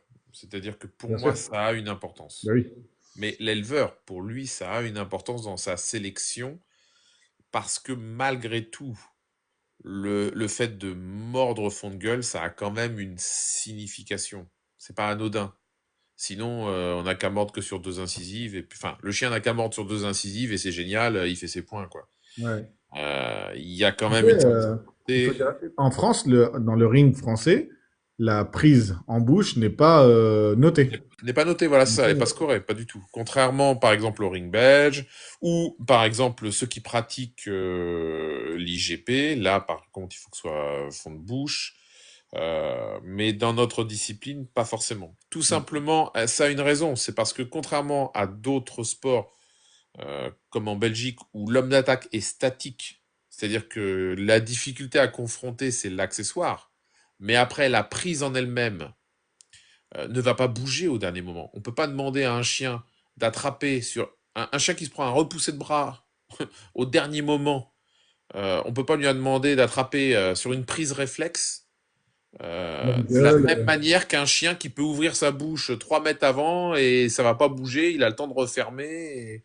Non, c'est normal que l'on tolère que l'animal attrape comme il peut. Mais par contre, il doit tenir. C'est pour ça à la base que c'est pas, on ne note pas la prise dans le ring français, tout simplement parce que vu le combat qu'il y a à effectuer face à l'homme d'attaque, c'est pas que c'est impossible, mais c'est très difficile. Et en plus, quand on voit les matériaux de nos costumes maintenant de concours, c'est quand même assez difficile d'être pleine bouche en permanence, oui, c'est tout vrai. simplement. Mais voilà, pour répondre à la question, je pense pas qu'il fallait chercher forcément des solutions. Il y a dans l'apprentissage des méthodes pour aider le chien à, en quelque sorte, pousser dans sa prise et ce qui va favoriser le fait d'en avoir un peu plus dans sa bouche. C'est sûr que plus ça bouge, plus le chien va avoir l'impression que ça va lui échapper, plus il va garder en bouche ce qu'il a. Il va pas oser rengueuler. Le fait d'ouvrir pour reprendre, remboucher, en remettre plus dans sa bouche, le chien s'autorise à faire ça lorsqu'il a la certitude que la proie ne va pas lui échapper. Mais si Là, c'est des entraînements où ça bouge dans tous les sens, le chien il attrape à la volée et et après il va pas refaire sa bouche. là, Ça- comme il vient d'amener une précision, il nous explique que le chien mâchonne en fait beaucoup dans le costume. Il y a beaucoup de données là. Là, il y a beaucoup de données qui rentrent en compte. Il y a beaucoup de données qui rentrent en deux. Par contre, le mâchonne traduit quand même une chose, peu importe si ça vient du chien, de la façon d'entraîner, le fait de mâchonner généralement traduit une instabilité. C'est-à-dire que le chien se pose des questions. Généralement, le mâchonne vient de là. Et d'ailleurs, même dans les rapports d'objets, lorsque ça commence à mâchonner, bien souvent, ça traduit une instabilité de l'animal. Parce que, est-ce qu'il se pose la question de il va falloir que je m'assoie, que je rende l'objet il se pose des questions, va peut-être falloir lâcher. Ah, il se pose des questions. Et, ou alors, il n'est pas en confiance. Parce que il y a des chiens, tous les chiens ne sont pas capables de supporter la pression générée par l'homme d'attaque, par exemple dans sa prise. Et un chien qui est en bas, qui va devoir supporter une couverture de l'homme d'attaque, une menace, des choses comme ça, peut être un peu inquiet et il traduit cette inquiétude par ce fameux mâchonnage. Des fois, la pression du dressage, lorsqu'on commence à mettre des cessations, qu'on commence à être exigeant, même si ce sont des méthodes plutôt positives, le fait rien que de penser qu'il va falloir faire telle ou telle action, le fait de penser peut se traduire par du mâchonnage. Donc, et c'est vrai que quand le chien mâchonne, c'est difficile d'avoir un beau mordant fond de bouche. Mais pour lutter contre le mâchonnage, il faut arriver à rassurer le chien. Il faut arriver à déterminer pourquoi il est instable et ensuite apporter des solutions pour amener plus de stabilité, donc arriver à rassurer son chien. Voilà. Ok. Yulem Boulancier, Et là, il y a un petit peu. Bon, oh, il te demande si si tu connais l'élevage des contes d'Hoffmann. oui, j'y suis même allé. J'y suis même allé Voilà. en Seine-Maritime, à côté de Neufchâtel-en-Bray, Roncherolles-en-Bray, je crois. Ouais. Monsieur Dubois, même, oui. Voilà. Tu as ta réponse. Mais du coup, c'est possible, j'ai pas une réponse que j'ai. Ah, c'est ça, là, j'ai pas la réponse à la question posée, C'était c'est ça. ça? En fait, ta question n'était pas apparue Ah très oui, ça y haut. est, c'est bon, je la vois. La question n'était pas apparue très haut. Connais-tu Et là, l'image des contes d'Hoffmann? Encore une fois, que je connaisse, que je ne connaisse pas, que j'apprécie, que je n'apprécie pas. Et tout comme tout à l'heure sur les Crocs de Livry, nous n'avons pas forcément les mêmes lignées, mais par contre, j'ai un respect pour les gens qui travaillent des lignées. Les Crocs de Livry ont leur lignée, ils travaillent leur lignée. Les Contes d'Hoffmann travaillent leur lignée. J'ai un profond respect pour ça et je n'ai aucun avis à émettre là-dessus, je n'ai aucun jugement de valeur. C'est propre à chacun. J'aime mieux quand même le préciser parce que j'aime pas trop ce genre de questions. Est-ce que tu connais, qu'est-ce que t'en penses, etc. Les jugements de valeur, je n'en porte aucun. bon, Je puis respecte toutes les personnes qui parlent. comme disait Damien, c'est pas actuellement le sujet direct. Mais Et même, voilà, qu'est-ce que ça donne de savoir que je connais ou que je ne connaisse pas, c'est tout ça. simplement. C'est que derrière, souvent, ça traduit une autre question. Et c'est celle-là que je ne veux pas. Est-ce que tu connais pas? Est-ce que t'aimes bien, est-ce que t'aimes pas? C'est ça que ça veut dire. Exactement. J'ai pas, mais il n'y a pas à porter de jugement de valeur. Il travaille.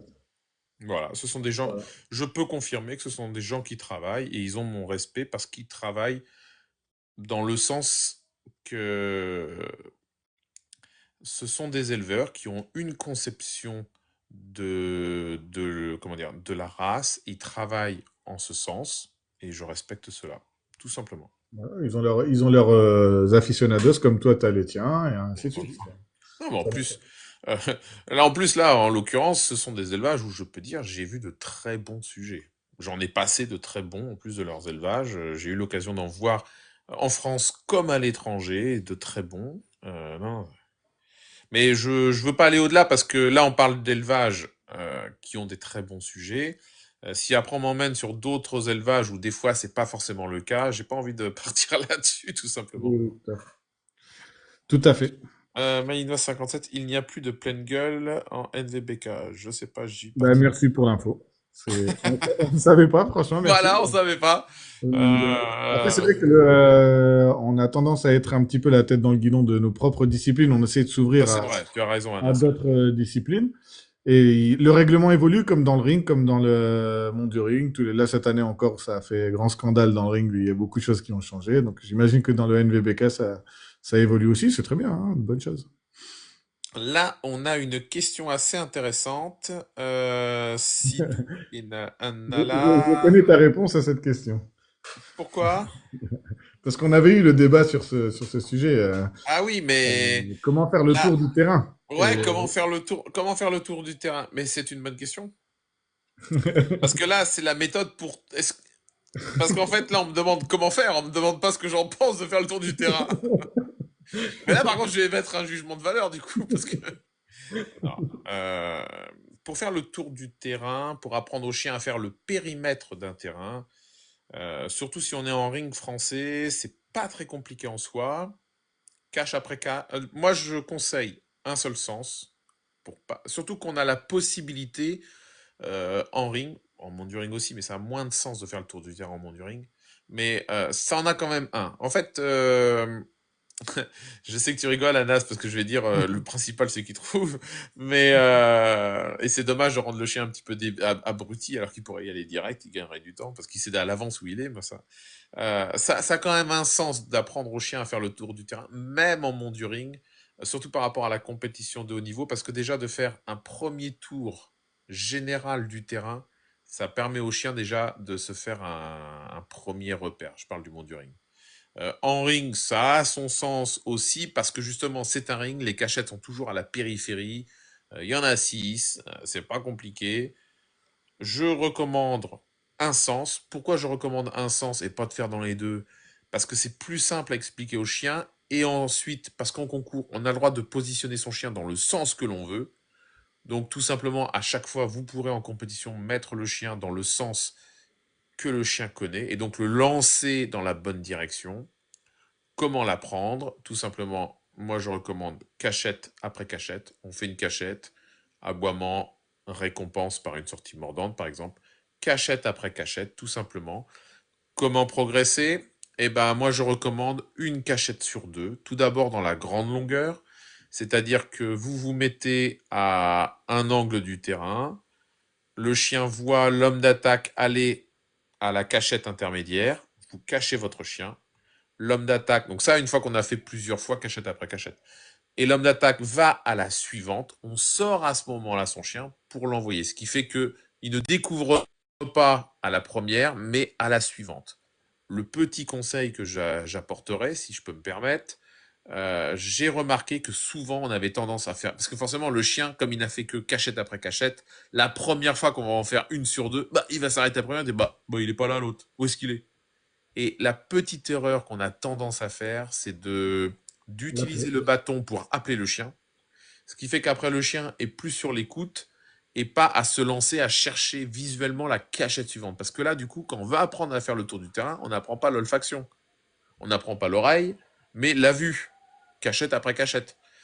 Et moi, ce que je recommande, c'est que lorsque le chien arrive à cette cachette intermédiaire où était caché préalablement l'homme d'attaque, mais qu'il n'y est plus, à ce moment-là, l'homme d'attaque sort légèrement de l'autre cachette. Ce qui fait que le chien, quand il arrive et qu'il voit pas l'autre, ah, l'homme d'attaque est là-bas. Et à ce moment-là, il re-rentre dans la cachette. Ce qui fait que ça fait, le chien arrive, il voit pas l'homme d'attaque dans la cachette qu'il pensait être, mais aussitôt, ah, il relève la tête et il voit l'homme d'attaque à la suivante. Et à ce moment-là, l'autre se cache pour éviter que le chien après pense que c'est une attaque. Et dès que le chien arrive, tac, on refait l'aboiement, etc. C'est comme ça que je suggère de progresser. Et ensuite, on fait la même chose sur des angles. Et on allonge de plus en plus, de plus en plus. Quand le chien maîtrise bien sur son terrain, bien sûr, vient le moment des changements de terrain. On reprend le même procédé. En changement de terrain, on revient en arrière. C'est pas parce que sur son terrain, il savait faire le tour qu'il saura le faire les premières fois en changement de terrain. On revient sur du cachette après cachette, tout simplement. Et lorsqu'un changement de terrain permet de voir une configuration un petit peu différente, des fois on a une cachette un petit peu différente de ce que l'on a au club, ou du classique, parce que le terrain il est un peu en L, parce que je sais pas moi, il y a des arbres, il y a une haie, il y a quelque chose d'un peu différent. privilégier ces cachettes un petit peu différentes pour justement enrichir l'expérience de votre chien. Tout simplement. Voilà comment faire le tour du terrain. Après, est-ce que c'est utile? Bah, ça c'est, ça c'est l'autre question. Si, c'est quand même utile, surtout en ring. Moi, depuis mon passage chez toi, Ouais. je la laisse faire. Parce que Alain, elle sait utiliser son nez. Mhm. C'est quelque chose que j'ai déjà réveillé chez elle depuis toute petite. Et en fait, de temps en temps, je lui remontre quand même que si elle se perd, elle trouve pas, fais le tour. Ça te reprend, ça lui redonne une ligne directrice et elle se dit, voilà, si je sais pas, je sais que je dois faire le tour et je vais trouver.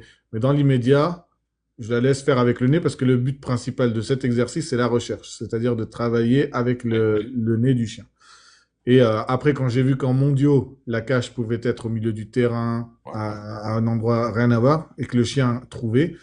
Après, il y a des chiens, ça leur permet aussi de s'économiser en pleine Oui, chaleur. S'ils bien y vont sûr. direct, voilà, c'est très bien pour eux, félicitations. Et ils trouvent et ils économisent de la fatigue, etc. Donc, il- au début, aujourd'hui, quand il y a des personnes qui me demandent, etc., je dis, bah, montre-lui cache par cache, et après, tu vois comment ça se passe. Si le chien décide de lui-même d'y aller, qu'il trouve, et qu'il arrive à faire fonctionner son nez, mais regarde ce qu'il fait. Est-ce qu'il met le nez par terre? Est-ce qu'il prend les odeurs? Il prend pas les odeurs? Voilà. Bien, Et bien souvent, mais là, tu as totalement raison, Anas. Et en plus, enfin, je veux dire, quand on connaît les capacités olfactives de notre animal, je veux dire, sur un terrain de ring, enfin, je veux dire, il y a zéro difficulté, en fait, pour le chien, c'est super simple. C'est vraiment super simple. C'est nous qui nous mettons, là, pour le coup, des œillères, un carcan, mais pour le chien, c'est super simple. Il faut bien comprendre que, vu ses capacités olfactives, pour le chien, le fait que l'homme d'attaque soit dans une cachette depuis le début à un concours, enfin, je veux dire, c'est comme si pour se rendre compte, c'est comme si on avait peint en jaune fluo une cachette sur le terrain, ça nous pèterait aux yeux. Mais Hmm. non, on doit quand même regarder les autres cachettes où on sait qu'elles nous attirent pas visuellement, quoi. Pour le chien, ça fait un peu pareil. Il sait que le mec est là-bas, quoi. Et on lui dit non, tu fais le tour, stupidement. Mais effectivement, en apprentissage au début, je pense que c'est quand même intéressant. Ça donne une méthodologie et ça, une certaine pédagogie aussi à l'animal, une certaine compréhension de l'exercice. Et comme tu l'as dit, je trouve, tu l'as dit justement, après, petit à petit, si le chien, parce que tu as des chiens par contre qui se robotisent, c'est peut-être pas le bon C'est terme, ça. mais Oui, oui. naturellement, et en fait, eux, ça leur convient de rester là-dessus. Parce que par contre, quand bêtement, pas bêtement, pardon, mais quand on a de manière rigoureuse appris cage par cage et bien appris à faire le tour du terrain, on a retiré euh, l'initiative du chien d'utiliser son nez. Et là, pour le coup, on se retrouve un peu perdu parce que le chien, il ne sait faire que le tour du terrain, il ne prend plus cette initiative d'utiliser son nez. Donc, comme tu l'as dit justement, en fonction de son chien, si on voit que le nez prend le dessus, moi je recommande de laisser un petit peu le chien prendre l'initiative et de d'utiliser son nez parce qu'une fois qu'il a compris avec son nez, effectivement, il va à la cache la plus vite, la plus directe. L'expérience en plus fait qu'il va vite savoir. Hein, je veux dire, le juge est toujours pas très loin de cette cachette-là quand même. Hein. C'est très rare que le juge soit pas là parce qu'il veut surveiller les coups de dents, etc., voir ce qui se passe dans la cachette. Donc je veux dire, un chien, dès qu'il commence à avoir 3-4 concours dans les pattes, il a vite compris comment ça tournait. Quoi. Généralement, en plus, on ne colle pas à la cachette quand tu rentres sur le terrain, juste à côté. Quoi. En général, elle est à l'opposé. C'est Donc ça. tout ça fait que le chien, voilà, faut vraiment le prendre pour un abruti pour croire qu'il n'a pas compris où était le mec. Quoi. C'est ça. Mais par contre, le pendant aussi de quand on a. Alors c'est bien quand même, comme on l'a dit, d'apprendre à faire le tout terrain. Le pendant, c'est quand même que certains chiens, comme ils se robotisent, d'eux-mêmes, ils se coupent le fait d'utiliser leur nez. Et là, par contre, pour le coup, il faut vraiment bien. Quand ils sont vraiment partis à faire le tour de terrain et ils ne connaissent que cette façon de faire là, là, par contre, après, il faut leur donner beaucoup d'expérience sur le tour du terrain, quoi. En tout cas, moi aujourd'hui, je la laisse faire. Et même, tu sais, j'ai Eric qui tout à l'heure Ouais, a ouais, commenté. J'ai beaucoup fait des entraînements avec lui. Eric est spécialisé dans ce domaine, hein, qui bah est oui. la Mm. détection, la recherche, Ouais. etc. Hein. Lui privilégie absolument ce point de laisser le chien utiliser son nez. Et après, s'il connaît pas, ben, on revient. S'il n'arrive pas à trouver, ce que je n'ai jamais vu aux entraînements avec lui, bah, il fait quand même des rappels de tour de cache de temps en temps, mais pour lui, la réalité, c'est que le chien y aille directement et trouve de lui-même avec son nez. Bah, moi, je peux par expérience te dire quelque chose d'assez rigolo, c'est que bah, mon dernier chien, là, Ragnar, qui forcément a zéro expérience, entre le confinement et puis le fait que j'avais autre chose à faire que de l'entraîner, j'ai tout fait à l'arrache. C'est-à-dire que je lui ai, forcément, en plus comme je suis feignant, je l'ai pas appris à faire le tout de terrain, c'est vas-y, je te lâche sur le terrain, démerde-toi, trouve-moi le mec. Et bah, ce qui est rigolo, c'est que je me retrouve maintenant, quand je fais un concours ou un chien en blanc, je l'envoie et il fait naturellement le tour du terrain maintenant. Je lui ai jamais appris à faire le tour du terrain. Mais de lui-même, il s'est rendu compte que la configuration du terrain l'incitait à faire tout le tour. Il fait un premier tour d'horizon pour piper l'air, il se tac, oh ça va être par là, et hop, et après tu le vois, il a le nez en l'air, et ça le dirige. Mais il fait maintenant instinctivement un tour du terrain. Je lui ai jamais appris, quoi. Donc, quoi.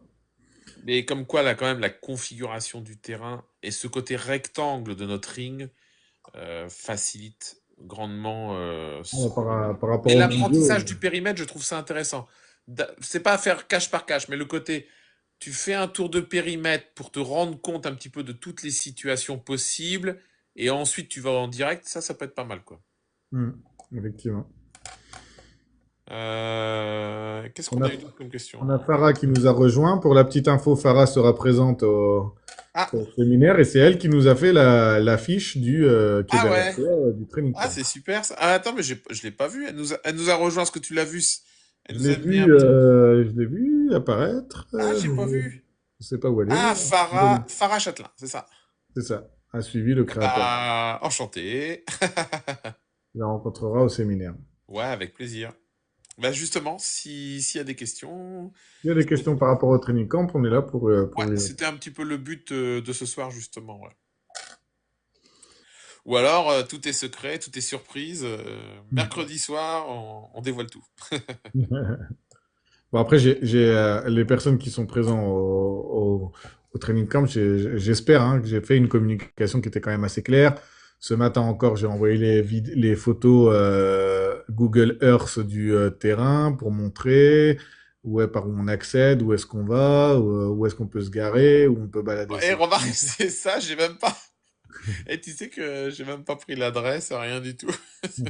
Ah, j'ai créé sur Google, hein, j'ai créé l'adresse sur Google, D'accord. sur Mappy et sur Waze et sur Map. Ah bah Donc, super. ça, Mais et bon, du coup, je compte sur Laurent pour conduire. En fait, j'ai dit à Laurent, comme je vais te crever, je vais être fatigué, donc il m'a dit, ah moi j'adore conduire. Ah bah je dis, ça tombe bien, toi. J'amène le camion, tu prends le volant, je me mets sur la banquette arrière, je pionce, tu me réveilles quand on arrive. bah, nickel. Il me dit, ouais, mais donc lui, il l'avait vu, lui, bon, mais bon. Ouais, j'imagine qu'il s'est déjà organisé.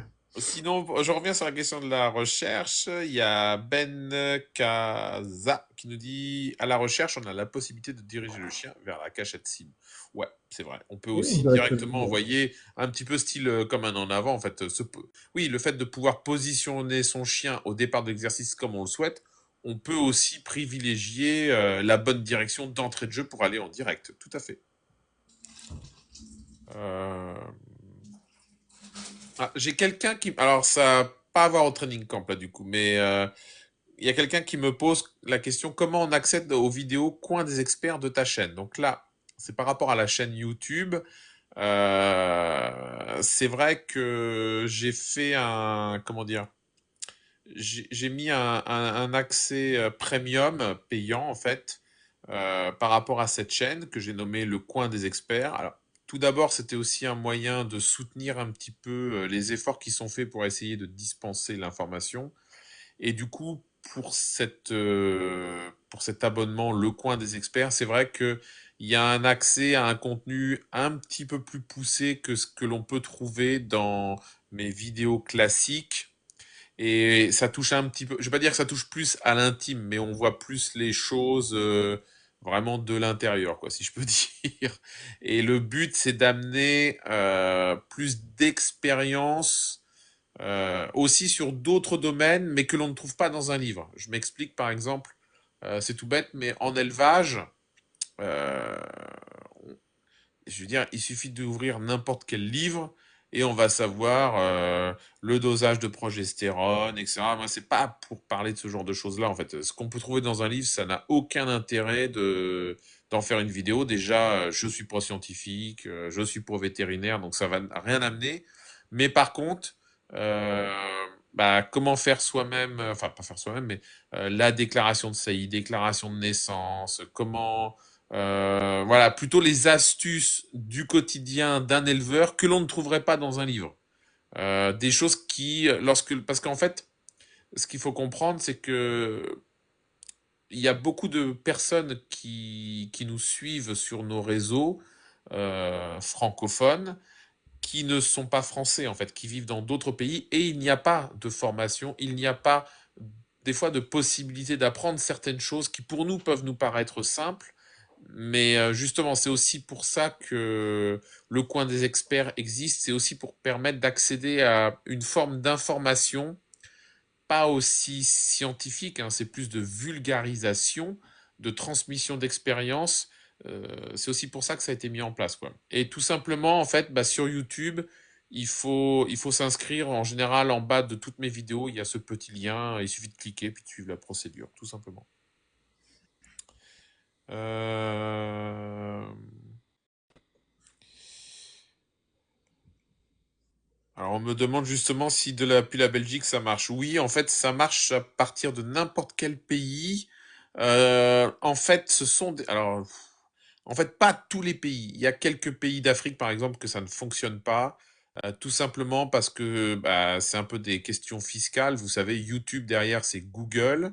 Google, c'est américain. Donc, lorsqu'il n'y a pas d'accord fiscaux entre les États-Unis et certains pays, en général, la procédure ne fonctionne pas. Alors je sais que tous les pays d'Europe, ça marche. Il me semble que la Tunisie, ça marche. Il me semble que... Parce que j'ai pas mal de pays d'Afrique qui fonctionnent, mais je sais qu'il y a eu certains pays d'Afrique qui n'ont pas fonctionné. Euh, Voilà. J'avais envie de dire, essayez, vous verrez bien, entre guillemets. Mais ça, pour le coup, je peux vraiment rien y faire. Je suis vraiment désolé. Là, ça me dépasse. Là. Faudrait que j'en parle à Google, mais déjà le groupe de travail Monduring ou Ring, ils nous parlent pas beaucoup. Alors vous savez, Google là, pour les atteindre, ça va être plus difficile. Il faut que tu aies un peu plus d'abonnés pour Ah pouvoir ouais, allez, donnez-nous de la force pour aller faire plier un Google. petit milliard d'abonnés et là, t'inquiète pas. C'est eux Quand qui tu vont te contacter. ouais. Ouais, non, mais quand tu penses que ces groupes sont tellement puissants qu'ils peuvent à eux seuls faire plier des États, Bah oui. je pense qu'il va nous falloir plus que 1000 followers là. Déjà que toi, il te faut 1000 followers pour qu'on voit ton visage sur un live, alors tu Ah, vois. bah, j'en ai D'ici que tu... 760. Tu vois, ça commence à venir, hein. C'est bien, c'est bien. Ça commence Remarque, à... TikTok, c'est chinois, hein. Peut-être que on va arriver à faire plier la Chine avant Google, mais c'est pas dit. On verra. Je sais pas si nous avons d'autres questions, notamment par rapport au training camp. Euh, je sais même pas quelle heure il est. Ah, il est déjà 20h34. Ouais. Euh, Ouais, ça. non. S'il n'y a pas de questions particulières par rapport à cela, ce qui pourrait être sympa, du coup, euh, c'est de... Comment dire? Voilà, je dis il n'y a pas trop de questions, maintenant il y a plein de questions. Le- Une diffusion, on en avait plus ou moins évoqué l'aspect, comment dire, diffusion du training camp. On avait plus ou moins parlé aussi d'abord du droit à l'image vis-à-vis des participants, parce que contrairement à une manifestation publique, c'est une manifestation privée. Et donc les participants ont leur droit à l'image. Mais je peux expliquer peut-être juste deux mots. Quand vous participez à une manifestation publique, comme un concours en fait, les gens ont le droit de filmer. Mais lorsque c'est une manifestation privée, et Anas va nous le confirmer, le training camp est une manifestation privée.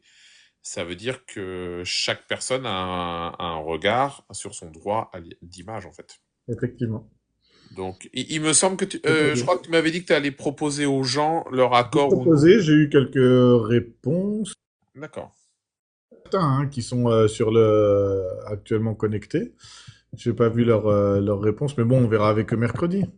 Ouais. Moi, je sais que, bah, Et je t'en avais fait plus ou moins la demande. Euh, donc, bien entendu, ce sera à discuter avec les personnes présentes. Moi, ça aurait été justement pour les membres premium de ma chaîne d'avoir la possibilité de suivre, tout simplement parce que c'était aussi un moyen de partager, comment dire, les connaissances et l'expérience. Mais justement, on aura l'occasion d'en discuter. On a Ben je crois Kaza que c'est qui lui dit, qui est-ce que nous je peux a. participer au training camp Est-ce que c'est toi vendredi? qui m'as envoyé un message, Benjamin? Ah, bon, je te laisse. Réponds-nous par le oui ou par le non. Ah bah là, c'est toi l'organisateur. Là, par contre, moi, je réponds pas, Alors, hein. comme je t'ai dit tout à l'heure, comme j'ai dit oui, c'est toi. Voilà. Donc, tout à l'heure, j'ai répondu à cette question, Benjamin. C'est que si c'est pour un accès sur le terrain, le vendredi, ça devrait être possible. D'accord. Ça devrait être possible. Il faut juste qu'on revoie un petit peu le nombre de repas. Mais oui, c'est possible parce que le repas se passe directement sur le terrain. Est-ce que tu comptes rester toute la journée, même pour le repas du soir, ou juste venir quelques minutes et repartir? Mm. Et sinon, tu sais, par rapport au training camp, je t'avais dit aussi pour moi, en tant que participant avec chien, c'était un petit peu tout ou rien. C'était pas juste une journée ou 2 jours et Pour les pas les parties. trois.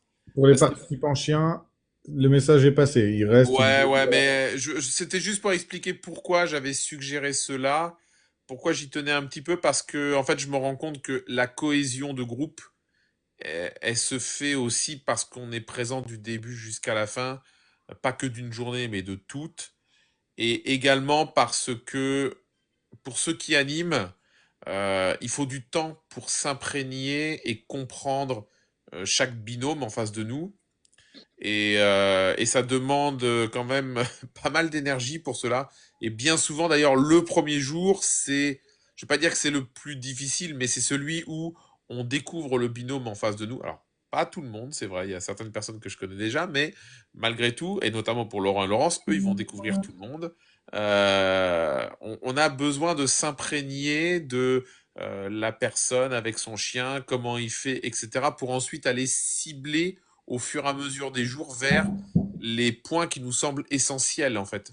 Et quelqu'un qui arriverait un petit peu comme un cheveu sous la soupe le dernier jour en disant ah bah moi je débarque avec mon chien, quelque part nous on a passé cette étape-là si tu veux en tant qu'animateur et c'est difficile de refaire tout le cheminement de se réouvrir à redécouvrir la personne, parce on connaissait déjà les autres, on est déjà en train d'aller cibler chaque exercice, on est en train d'être dans la précision, dans le détail, on n'est plus trop d'un point de vue réflexion dans découvrir la personne.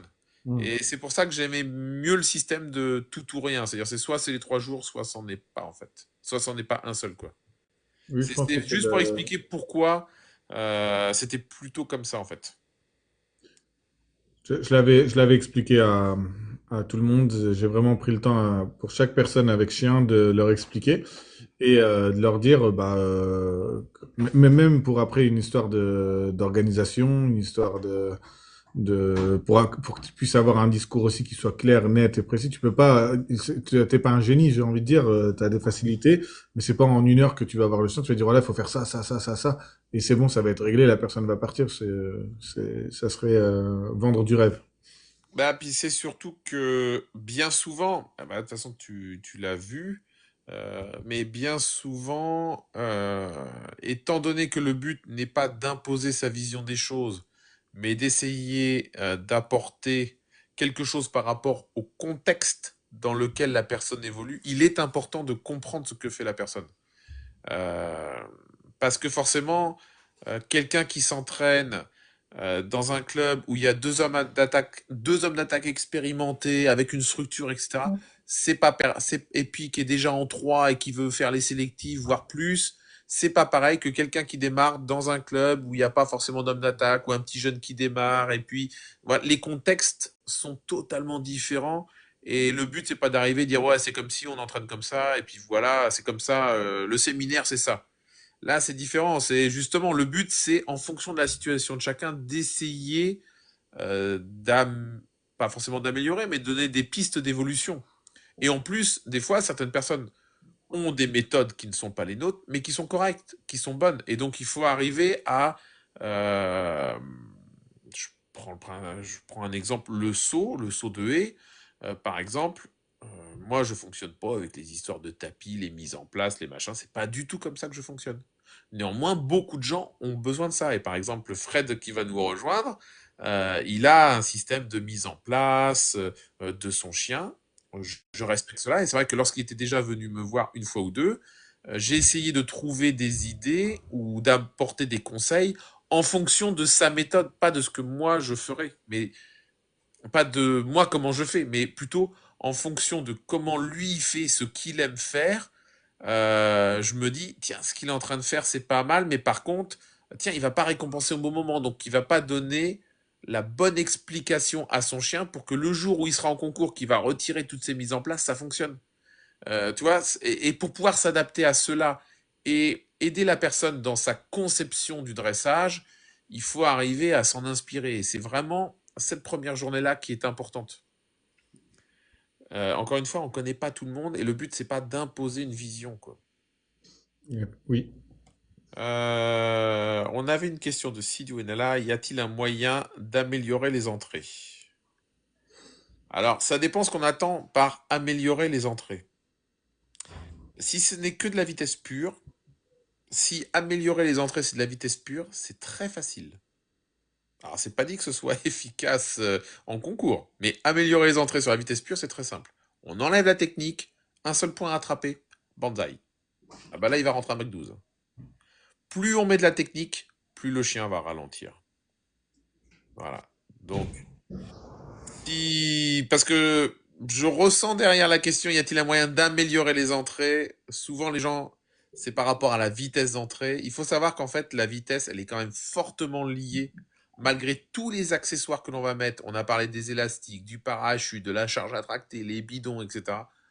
Malgré tous les accessoires que l'on va amener, la vitesse du chien, c'est la vitesse du chien. Je veux dire par là qu'elle est naturelle. Il y a des accessoires, il y a des artifices qui vont faire accélérer les choses à l'entraînement, et la naturelle revient. Et généralement, plus on met de la technique, des pivots sur place, appel contre appel, des latérales, plus on en met, plus quelque part on fait réfléchir le chien avant d'attraper, plus on le fait ralentir.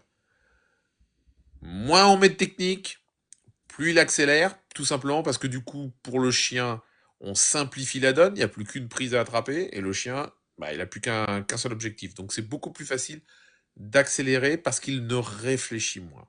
Tout simplement. J'irai pas au-delà parce que, ah bah voilà, j'ai vu plus loin, vitesse, etc.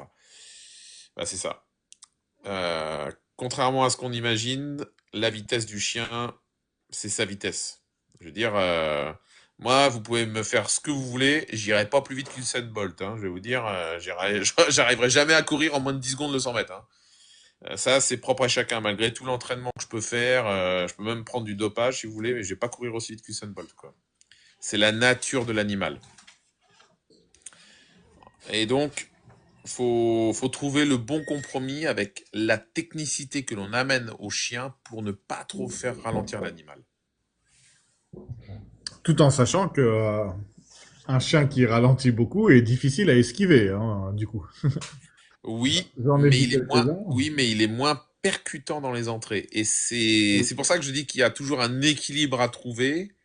C'est ça, en fait, la difficulté. C'est que ce soit en ring ou en monduring, la percussion, elle est surtout intéressante par rapport au franchissement vis-à-vis de l'accessoire, de l'obstacle, parce qu'il faut quand même que ça transperce des fois un objet volumineux et d'être assez impactant.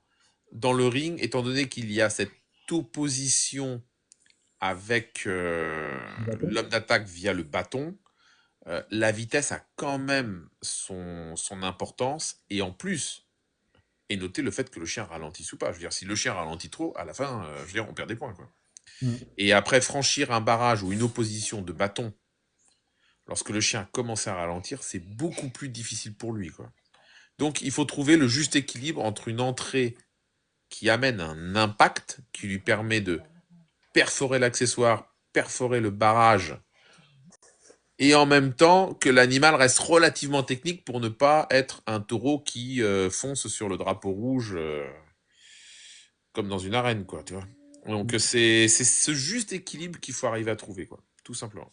Pas tout simplement, tu vois. C'est simple de compréhension, c'est pas facile à mettre en œuvre. C'est Oui. ça le, c'est ça le ring en fait.